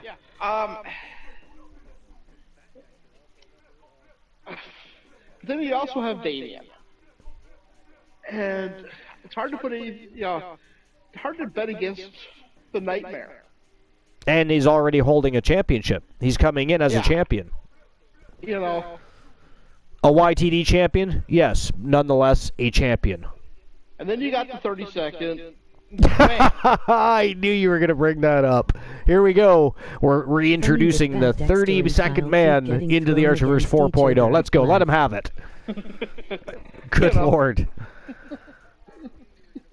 All right. I mean, this is a hard one to choose. I know. Life says strange that the two of them get. Yeah, I was just gonna say. He says. She says, funny that Bat Dexter and Kyle keep getting thrown against each other. All right. Before we continue the conversation, without further ado, fatal four-way elimination for the Wrestle Wars Television Championship. It is Bat Dexter, Psychosis Kyle Riley, the Iceman Christian Hart, and the Nightmare Damien. Let's go. You know, at least it isn't Bret Hart. Yeah. Yeah, it's not the Wet Man. Bret the Wet Man Fart? Yep. It's ghastly that we still talk about that, but anyways. Why do we have to bring what do you like it? You're like an ex. You got to just keep dragging up the past, tossing it at me like the villainy that I deal with. Hey, I've been really nice to the treachery, the insubordination, and many other things I could use to describe situations you've all put me in. That is true. Now, why did you have to say that word? Why? France with two L's is around. You know, if 1231's around, that means Soul could be lurking. We do not know for sure. You just can't be tossing out terms like that. Ixnay, Bajare, Sweare, please, oh, thank you. But anyways, yeah, I've been really nice to Archer tonight. 1231 says Soul's at work. Well, yeah, well, so is Joe Link, but you know where he is right now. Joe Link gets paid to work for the Archerverse. His boss is probably just, guys, I hate to say overjoyed about that too, I'm sure. Just plain nauseating. Yeah, and for me, sometimes it's hard to recognize. There's no way he hasn't been caught at work. No way. Around with his chest out. Emoji butterfly, emoji jar, Archer. How sweet, I appreciate you. Other people are voting on Kyle too. She's very excited about that. That's not funny, Life. That's not funny. I'm not even, you know what? I'm not even reading that. I'm not reading it. I refuse. All right, so Glenola's list is at an end. And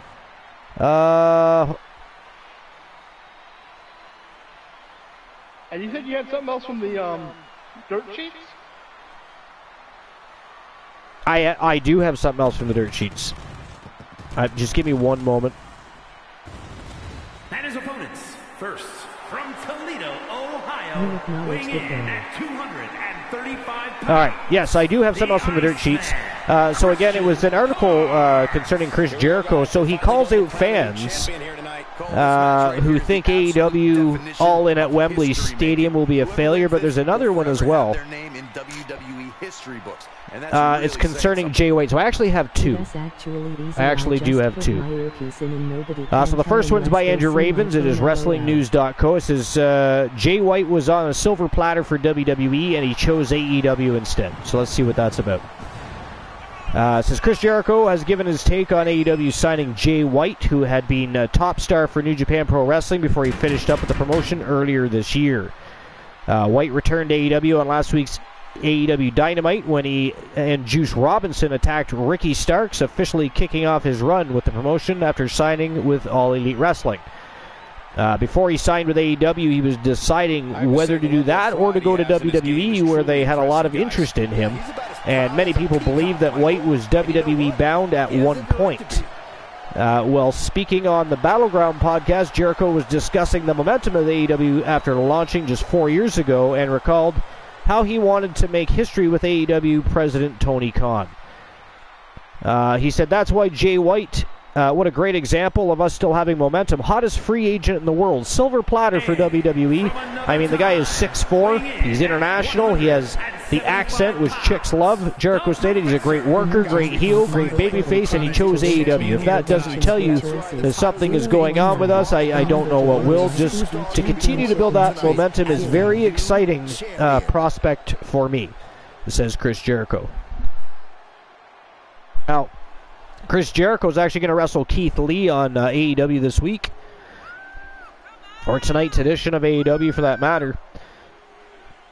And that was the end of the article.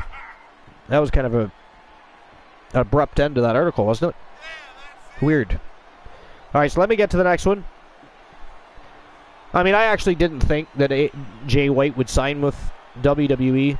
I think it was a smart decision for him to go from New Japan to AEW first, because he can always backtrack. There'll still be interest. Again, just like Jericho said, the dude is 6'4", and has a very, very, very impressive body of work. Very, very impressive body of work does Jay White. So his door of opportunity will still be there, and I guarantee you when he finally gets there, he's not going to wait for opportunity to open that door. He's going to kick that bitch down. So anyways, the next one was Chris Jericho calling out fans who think AEW All In at Wembley Stadium will be a failure. This again, WrestlingNews.co, and it's by Andrew Ravens. So Chris Jericho... AEW was making its debut in the United Kingdom when they bring its All-In show to Wembley Stadium on August the 27th. The London Stadium holds up to 90,000 fans. The last time a wrestling show took place at the venue was for 1992 WWE SummerSlam, which had 80,000 in attendance. Hold on just a second, Archer. Hello, Woozy. Welcome in. Woozy, what's going on? What's doing exciting, my friend? What is going on, sir? What's new and exciting? Share the deets. How is Woozy doing? Woozy, welcome to episode number 456, the very first edition, the first official live show for the Archiverse 4.0, my friend, and what a night it's been. Epic matches, great conversation, great people, great night. It is a recipe for nothing short of a good time. But anyways, yeah, what's going on, Woozy? What's new and exciting? Not much in 17 weeks. I've lost 40 pounds.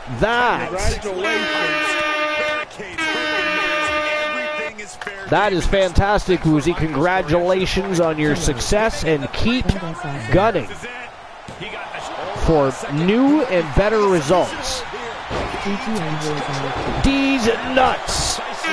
What's going on, D's Nuts? Welcome in. Welcome to episode number 456.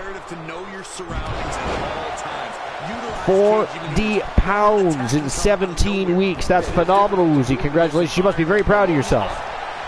For anybody that doesn't know, Woozy has been on a journey for quite some time now, a better part of almost a year. where he has decided to live healthier, eat healthier, and have things like not just food portioning, but exercise brought into his life. His father, of course, he moved in with his father. He's living in, you're living in Chicago now, right, Woozy? Is that right, Glenol? Is he in Chicago now? I don't remember. I feel like he's in Chicago. Woozy, you in Chicago?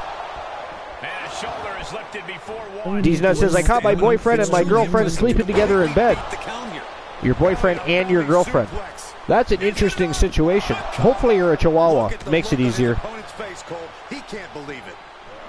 Oh, BFF and girlfriend. Ah, there we go. Yeah. I reread that because after I said that, I was like, that doesn't make any sense. That makes much more sense. Well, I don't know. There's one of two things you can do about that. You can pack your shit and leave, or you can punch him in the face, then pack your shit and leave. I don't know. What's the best way to handle that? But he, by the way, no longer best friend status. Jagoff status now, right? Because best friends don't do that shit. There's a code. Still in it. What a gutsy performance. But Fighting back with a counter. John West Texas says, "Oh no." Yeah, so I mean, if seeing how you already shared that, what is your game plan for that situation? And he tosses him back in now.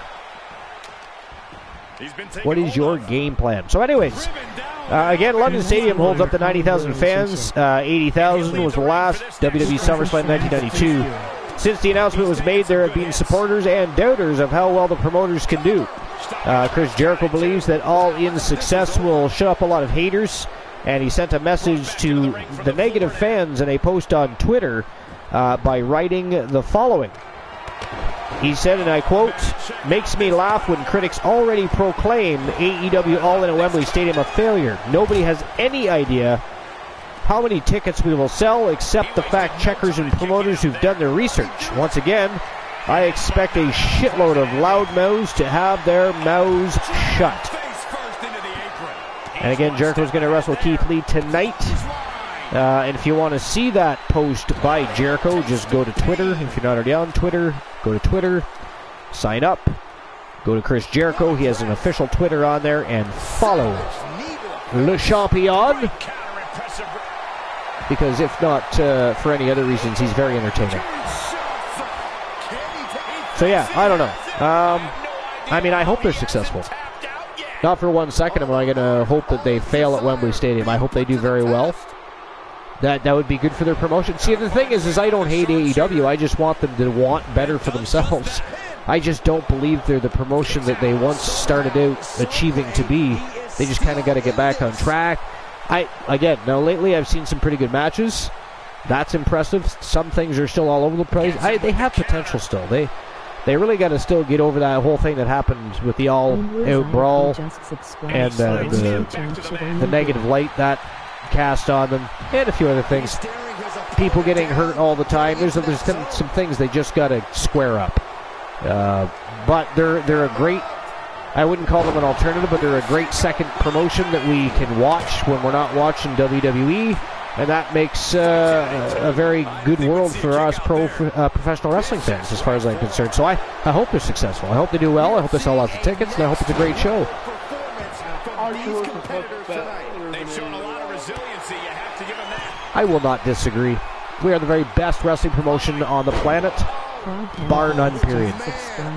All right, Life is Great, gifting a Tier 1 sub to Woozy. Thank you, and to Froggy Moth Legs. Life is Great, thank you for the 2 Tier 1 subs. And that is the 7th and 8th gift sub that Life is Great has gifted the community with. I believe she's also subbed herself. So thank you very much, Life. We very much appreciate you. Mr. Pink Gaming. What's going on, Mr. Pink Gaming? Thank you for stopping by. Welcome to episode number 456. It's our official Our first official live show for our regular season Wrestle Wars Genesis. Championship matches all night long, so you can tell the tale of the story from there. It has been a night of epic matches, great people, great conversations, and we just added more great conversation because you are now here.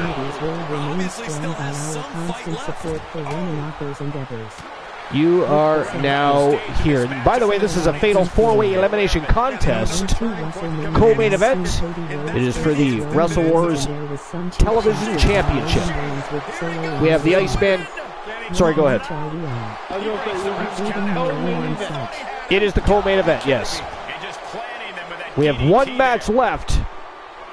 And it is going to be a slobber knocker. A rematch from one of the best tournaments I think we've had in Archerverse history, if I might say.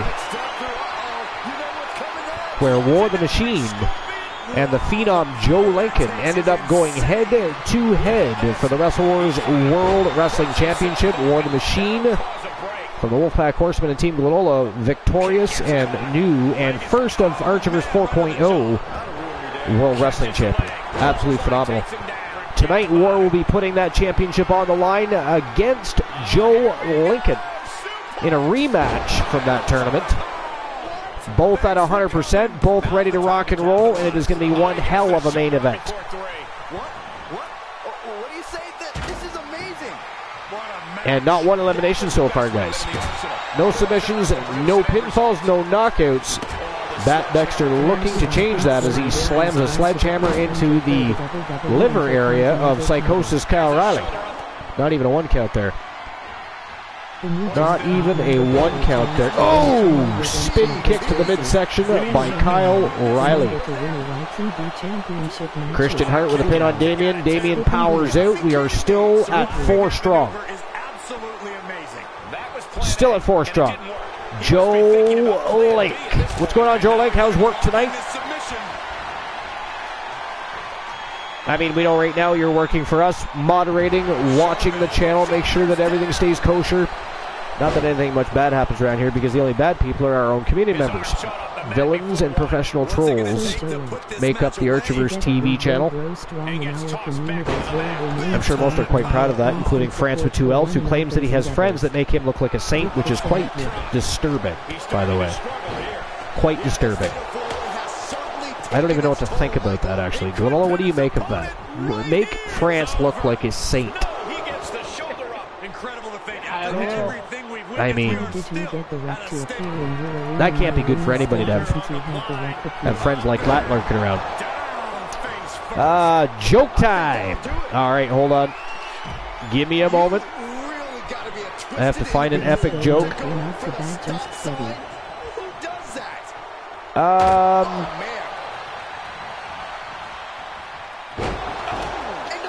All right, here we go.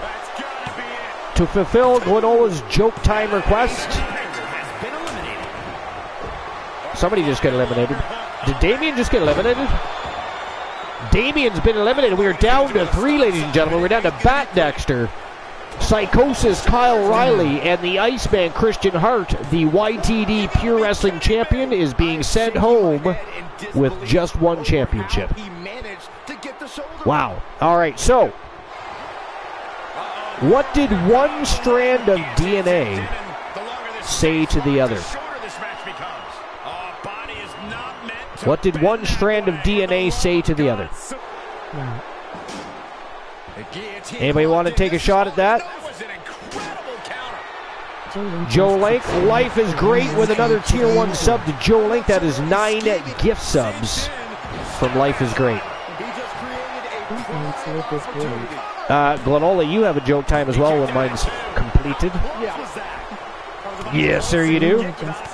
And Joe Link is now 11 months strong and Life is Great now with a 10th gift sub, by the way. She is on a roll. Life is on a roll. The gift sub has been pouring into the Archerverse TV since Sunday. It is fantastic. You guys are fucking awesome, all of you. You're all legends. To quote Dogface, you are all legends.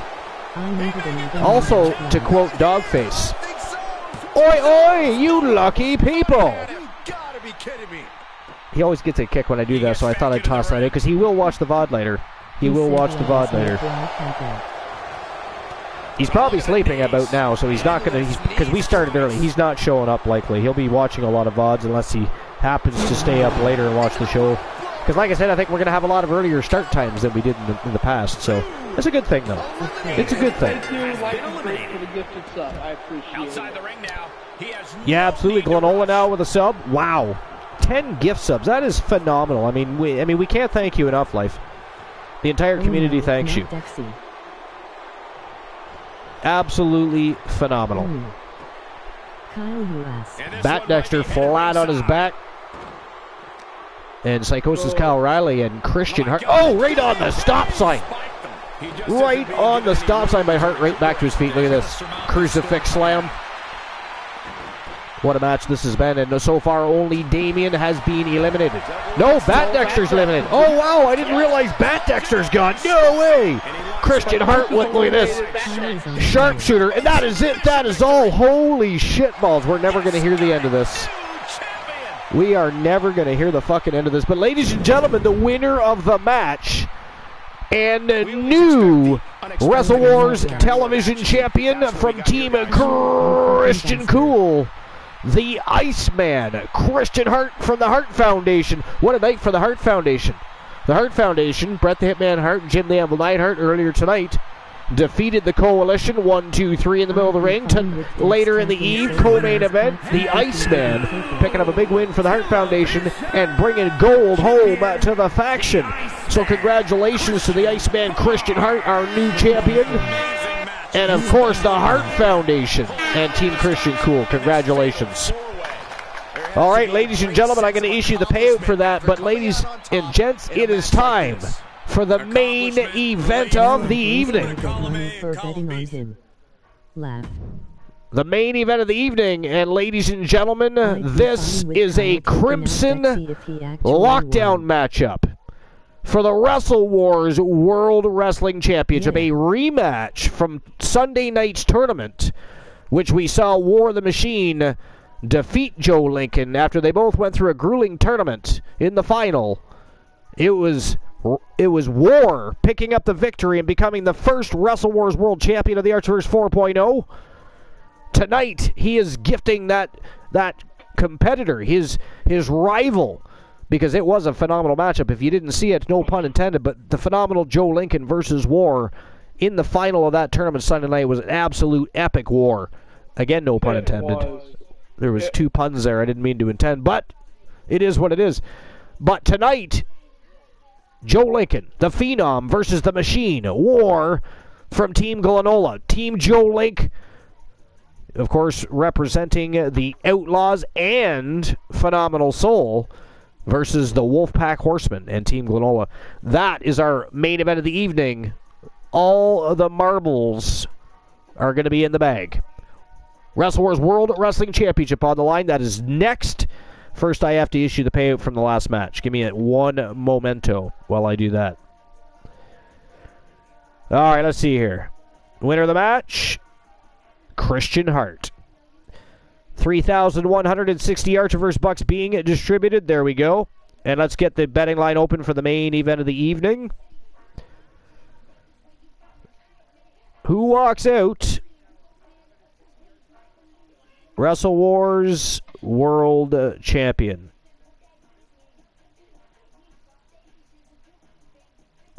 Is it going to be War the Machine or the Phenom, Joe Lincoln? 10 minutes to make your bet, starting right freaking now. So get your bet on. It's the last match of the night, the main event. And then, of course, that is it. That is all for episode number 456. We'll see each other for episode 457 tomorrow night, because we're going to have a tournament for the WCW World Championship. And then we still aren't done with our week, ladies and gentlemen. Friday night, the first WCW Super Brawl of the new season, the new era of the Archiverse 4.0, led by the Wolfpack Horsemen and Team Glenola this Friday night. The time schedule, I'll let you know. I believe we may start somewhere around 9 p.m. Eastern Standard Time, but I will let you all know. You'll be well informed. And by the way, before we get started with the main event, thanks everybody for coming, not just Sunday night, and having great conversation, watching some great matches, and welcoming everybody back. And by the way, it is great to be back. Great to be back in the saddle. Great to be back with the Archivers TV and all you villains in the community. The subscriptions, the bits, everybody stopping by to welcome back and just have a good time. As always, you guys are 1,000% appreciated, and we are just getting started. We got some great things planned. Again, we have our first ever award show at the end of the month.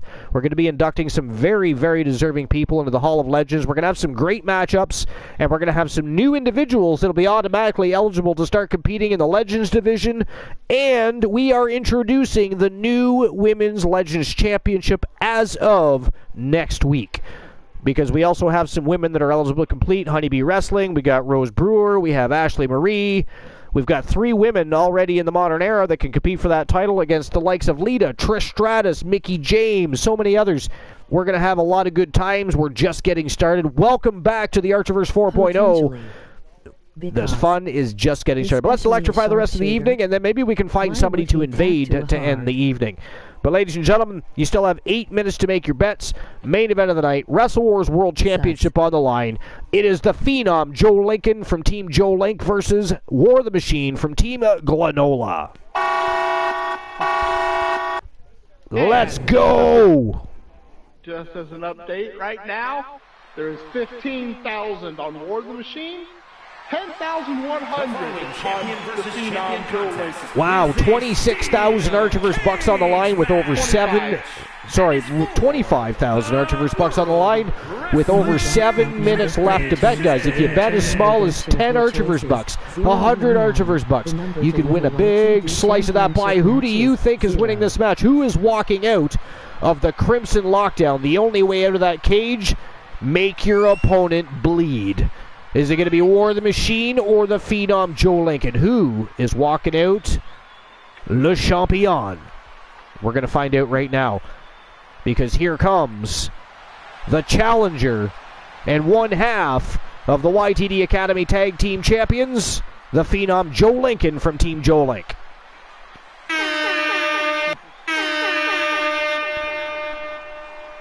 All right. So go ahead and finish your joke up, Archer. Oh, right. Hold on. I forgot what the damn joke was now. What did one DNA Oh, right. One DNA strand to the other. Did anybody take a shot at that? No? No, and I wasn't going to. Okay, so one DNA strand said to the other, would you please stop copying me? Not bad. Oh, come on. That was epic. It was beautiful. That was a thing of beauty. That was the best bad joke ever. Come on. So, give it to me. Give me acknowledge me. So. No? You're not going to acknowledge me? How dare you? Whatever. It's fine. I only bring you the very best in fantasy wrestling, excellence, bar none, period. The most must-see show on Twitch and YouTube TV. You keep telling the greatest community on Twitch. Well, it's fun to ban you. I'm sorry.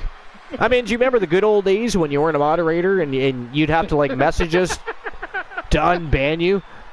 I believe probably if we. Oh yeah, 3 months. And funnily enough, Mad Chatty probably got banned a whole lot longer than that.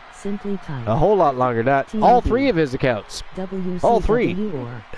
Mad Chatty 2 and Mad Chatty 3 were banned just simply and purely for fun at times, I'll be honest.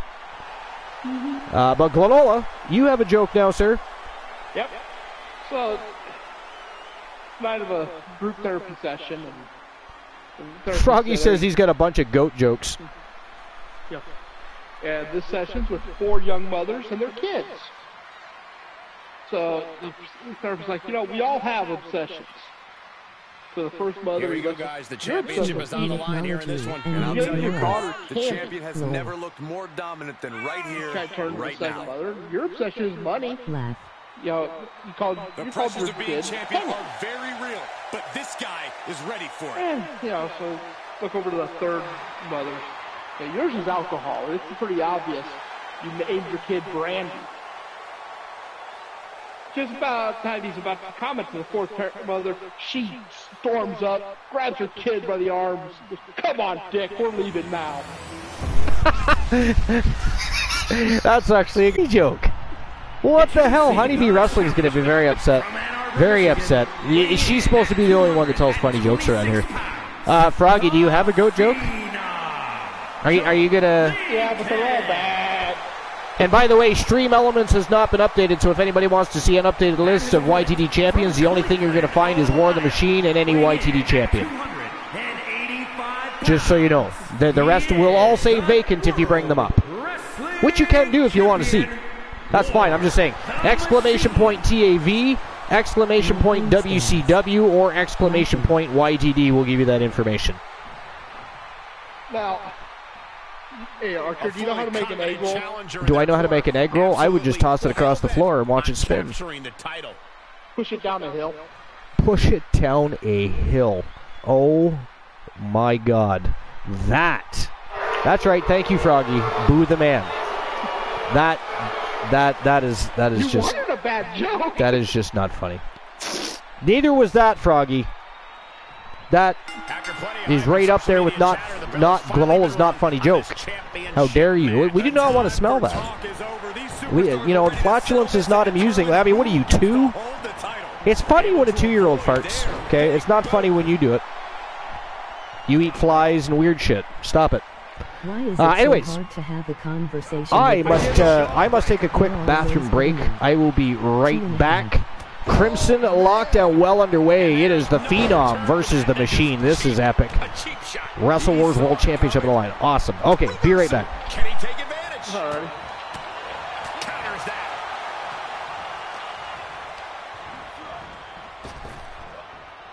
Thunderous power slam.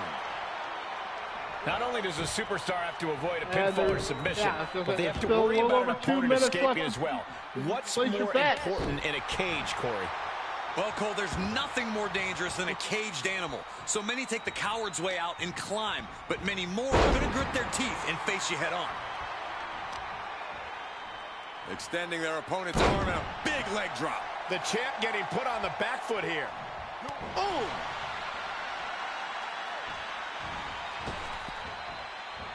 Oh, what impact. Oh, right in there.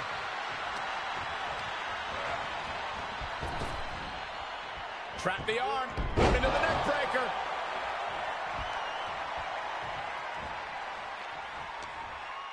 Counters. This could be an opportunity. Samoan driver. Great reversal. I don't know if I want to... Uh-oh. Oh, I had that well scouted.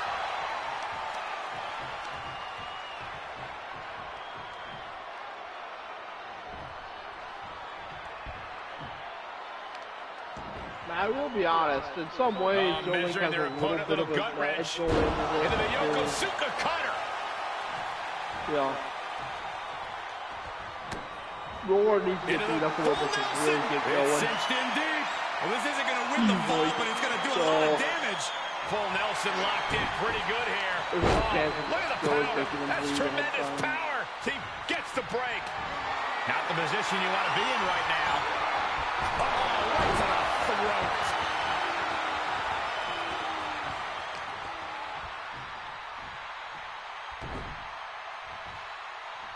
Side slam. And now he's starting to make his way up the cage. High risk. Bringing him to their feet with an elbow drop. The effects of this match are showing on the champ. Honestly, considering this is a cage match, I'm surprised it took this long for the damage to pile up. He's turning the tables. Critical time in this matchup. This is a time to dig deep. Boom, just turn that around.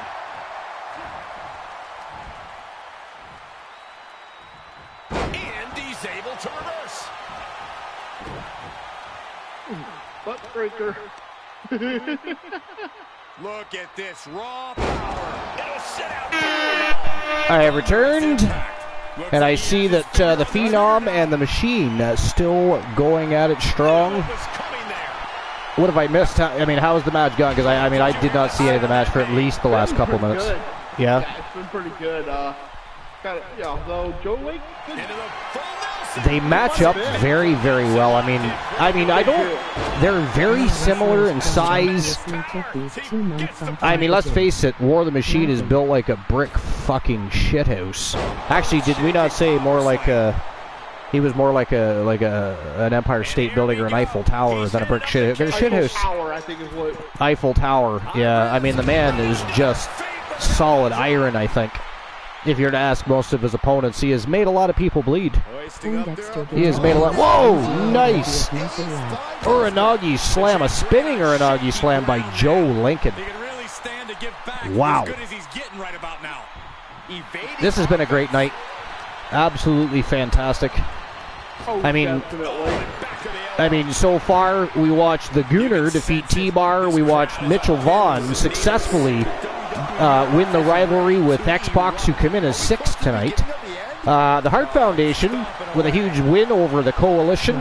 The Outlaws, Alice and Akira Blade, the mother-daughter duo, defeated Damage Control and became the first Women's World Tag Team Champions of the Archiverse 4.0. Amber Extreme defeated Zoe Stark to become the new and she's actually the very first. She's the inaugural women's champion, but it does have the history lineage of we did keep the Pure Wrestling Championship history lineage and combined it with that, so that history still stands underneath the World Television Championship history. Then we had Honeybee Wrestling's Honeybee taking on the winningest champion and superstar in Archiverse history, Rose Brewer from Team Distinct Cone. What a battle that was. Best 2 out of 3 falls. Rose Brewer became the first Wrestle Wars Women's World Wrestling Champion of 4.0 and continues her streak and status of the winningest superstar in history. Demolition defeated the Usos. No interference, by the way, by the Bloodline. I was completely shocked by that. I don't know about anybody else. But Demolition won their 12th Tag Team Champion, 10th Main Roster Championship. We just watched the Iceman Christian Hart defeat 3 other superstars to become the Wrestle Wars Television Champion and first of 4.0 as well. And right now, main event of the evening, it is War of the Machine, the Phenom Joe Lincoln, and they are absolutely going to war inside that Crimson Lockdown with the Wrestle Wars World Wrestling Championship on the line. What an evening it's been. Fantastic night. Granola, what are your thoughts? It's amazing. Well, it has. And it's been going pretty quick. And now he's looking to advance up the cage. Don't disagree. The matches, I mean, nobody pulled punches. They have all given it their all. I mean, it has been bell to bell. Each and every match has. I don't even know if I have a favorite match of the evening. It's been that good. How long has we're under 3 hours right now. Yeah. This will be the second show in a row under 3 hours. When does that happen? We have to stop that. 100.com was taking the that bear hug awards that just. Well, depending on scheduling and stuff that's happening tomorrow, we may end up having 2 tournaments, because I'm off very early tomorrow. We might end up having 2 tournaments. I'm not going to make any promises, because I said we were going to have a show and a tournament tonight. So what happened was so many people, not just while I was on different channels, but also messages, people that just couldn't make both shows tonight, and I said, okay, that's it. People want to see Wrestle Wars. We're going to focus on Wrestle Wars. We'll do the tournament tomorrow. But if the stars align, we will have 2 tournaments tomorrow for 2 of WCW's top titles. What those titles are, you'll have to wait and see, and Glenola will be in charge of that decision. So, Glenola, you got some work to do. It's effective. Look at Joe Link trying to get us to break kayfabe. How dare he? Did the betting lines close yet for this match? Yeah. How did we end up? 25,100. 25,100 Archer versus Bucks on the line in this matchup. 15K, that is all Rolling spear. The champ will stay champ.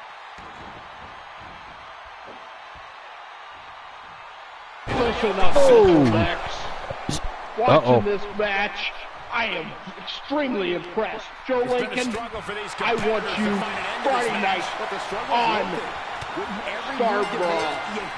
Super Brawl even. I think no matter who wins tonight, this can't be over. Wow. What an ending to a crazy good matchup. Ladies and gentlemen, we have a winner of the Crimson Lockdown. Look at that. I mean, what a battle between those two. I mean, they went blow for blow, finisher for finisher. The stakes were high. But ladies and gentlemen, the winner of the match, and still Wrestle Wars World Wrestling Champion from Team Glenola, representing the Wolfpack Horsemen. And by the way, he is also, we haven't discussed this yet, but he is also a member of WCW Super Brawl. He is the first WCW superstar of the Archerverse 4.0 to walk in, take a Wrestle Wars title, and he is now walking in to Super Brawl this Friday night as the Wrestle Wars World Champion. Wow. And by the way, Super Brawl, going to be fantastic. Let me just, before we end the show and invade somebody, which we have to find somebody to invade, let me just have a quick look at that while we're at it. Who should be? Hey, KJ's on. He's got 75 people strong though. Who else is going here? Let's see here. Toya. Fred Lawless. We could visit Fred Lawless. Zavi Mast is live with 15. There's quite a few people going. You know what? I think it's been a while since I said hello to Fred Lawless. I like Fred Lawless. No, you know what? I changed my mind. We're going to go see Toya Hachijo. Toya is awesome. Toya is awesome. Tremendous variety streamer. A German friend of ours. But, give me 1 second. All right, before we invade Toya, let me just have a rundown. WCW, here's your qualifiers for WCW that were victorious in the YTD Academy qualifying matchups. You have Alice Blade, Tony Stone, Jim the Anvil Neidhart, X-Pac. Whether he comes as X-Pac or 6, I don't know, because he did defeat Mitchell Vaughn initially, so he did make that qualifier a very interesting matchup and won, so he'll be at Super Bowl. Jake Roberts, Alan Severn, War the Machine, who is coming as the Wrestle Wars World Wrestling Champion, She-Fiend, and of course, the coldest bitch on the planet, January. So Super Brawl, and with the addition of Joe Lincoln, man, oh, could you imagine? I don't know what's going to happen. Could you imagine if somehow Joe Lincoln goes in and wins the WCW title? You got War from WCW holding the Wrestle Wars World Championship. Joe Lincoln from Wrestle Wars holding the WCW. That would be crazy, wouldn't it? That would just be crazy. All right. Well, what an evening. I got to tell you, I thank everybody for being here as always. Christian Cool's in the house. Better late than never at all, my friend. He was working. He said hi earlier. But that is it for episode number 456. We'll see everybody for 457. That's tomorrow night. Well, tomorrow at some point we'll let you know. Just pay attention to the Archiverse Discord, because we're going to have ourselves 2 tournaments, I'm pretty sure, tomorrow. Both for top WCW championships. It's going to be a great evening. But if you're not already in on this invasion, please hop in. Toya Hachijo is an amazing variety streamer, has been a supporter of the Archiverse for a long time. Let's go say hello, see what Toya is up to, and enjoy his content. Make sure you follow him if you're not already following. But ladies and gentlemen, as always, I love you. You don't have to go home. You do have to get the fuck out of my channel. Goodbye. The second who appeared against KOOL. Good night, friends.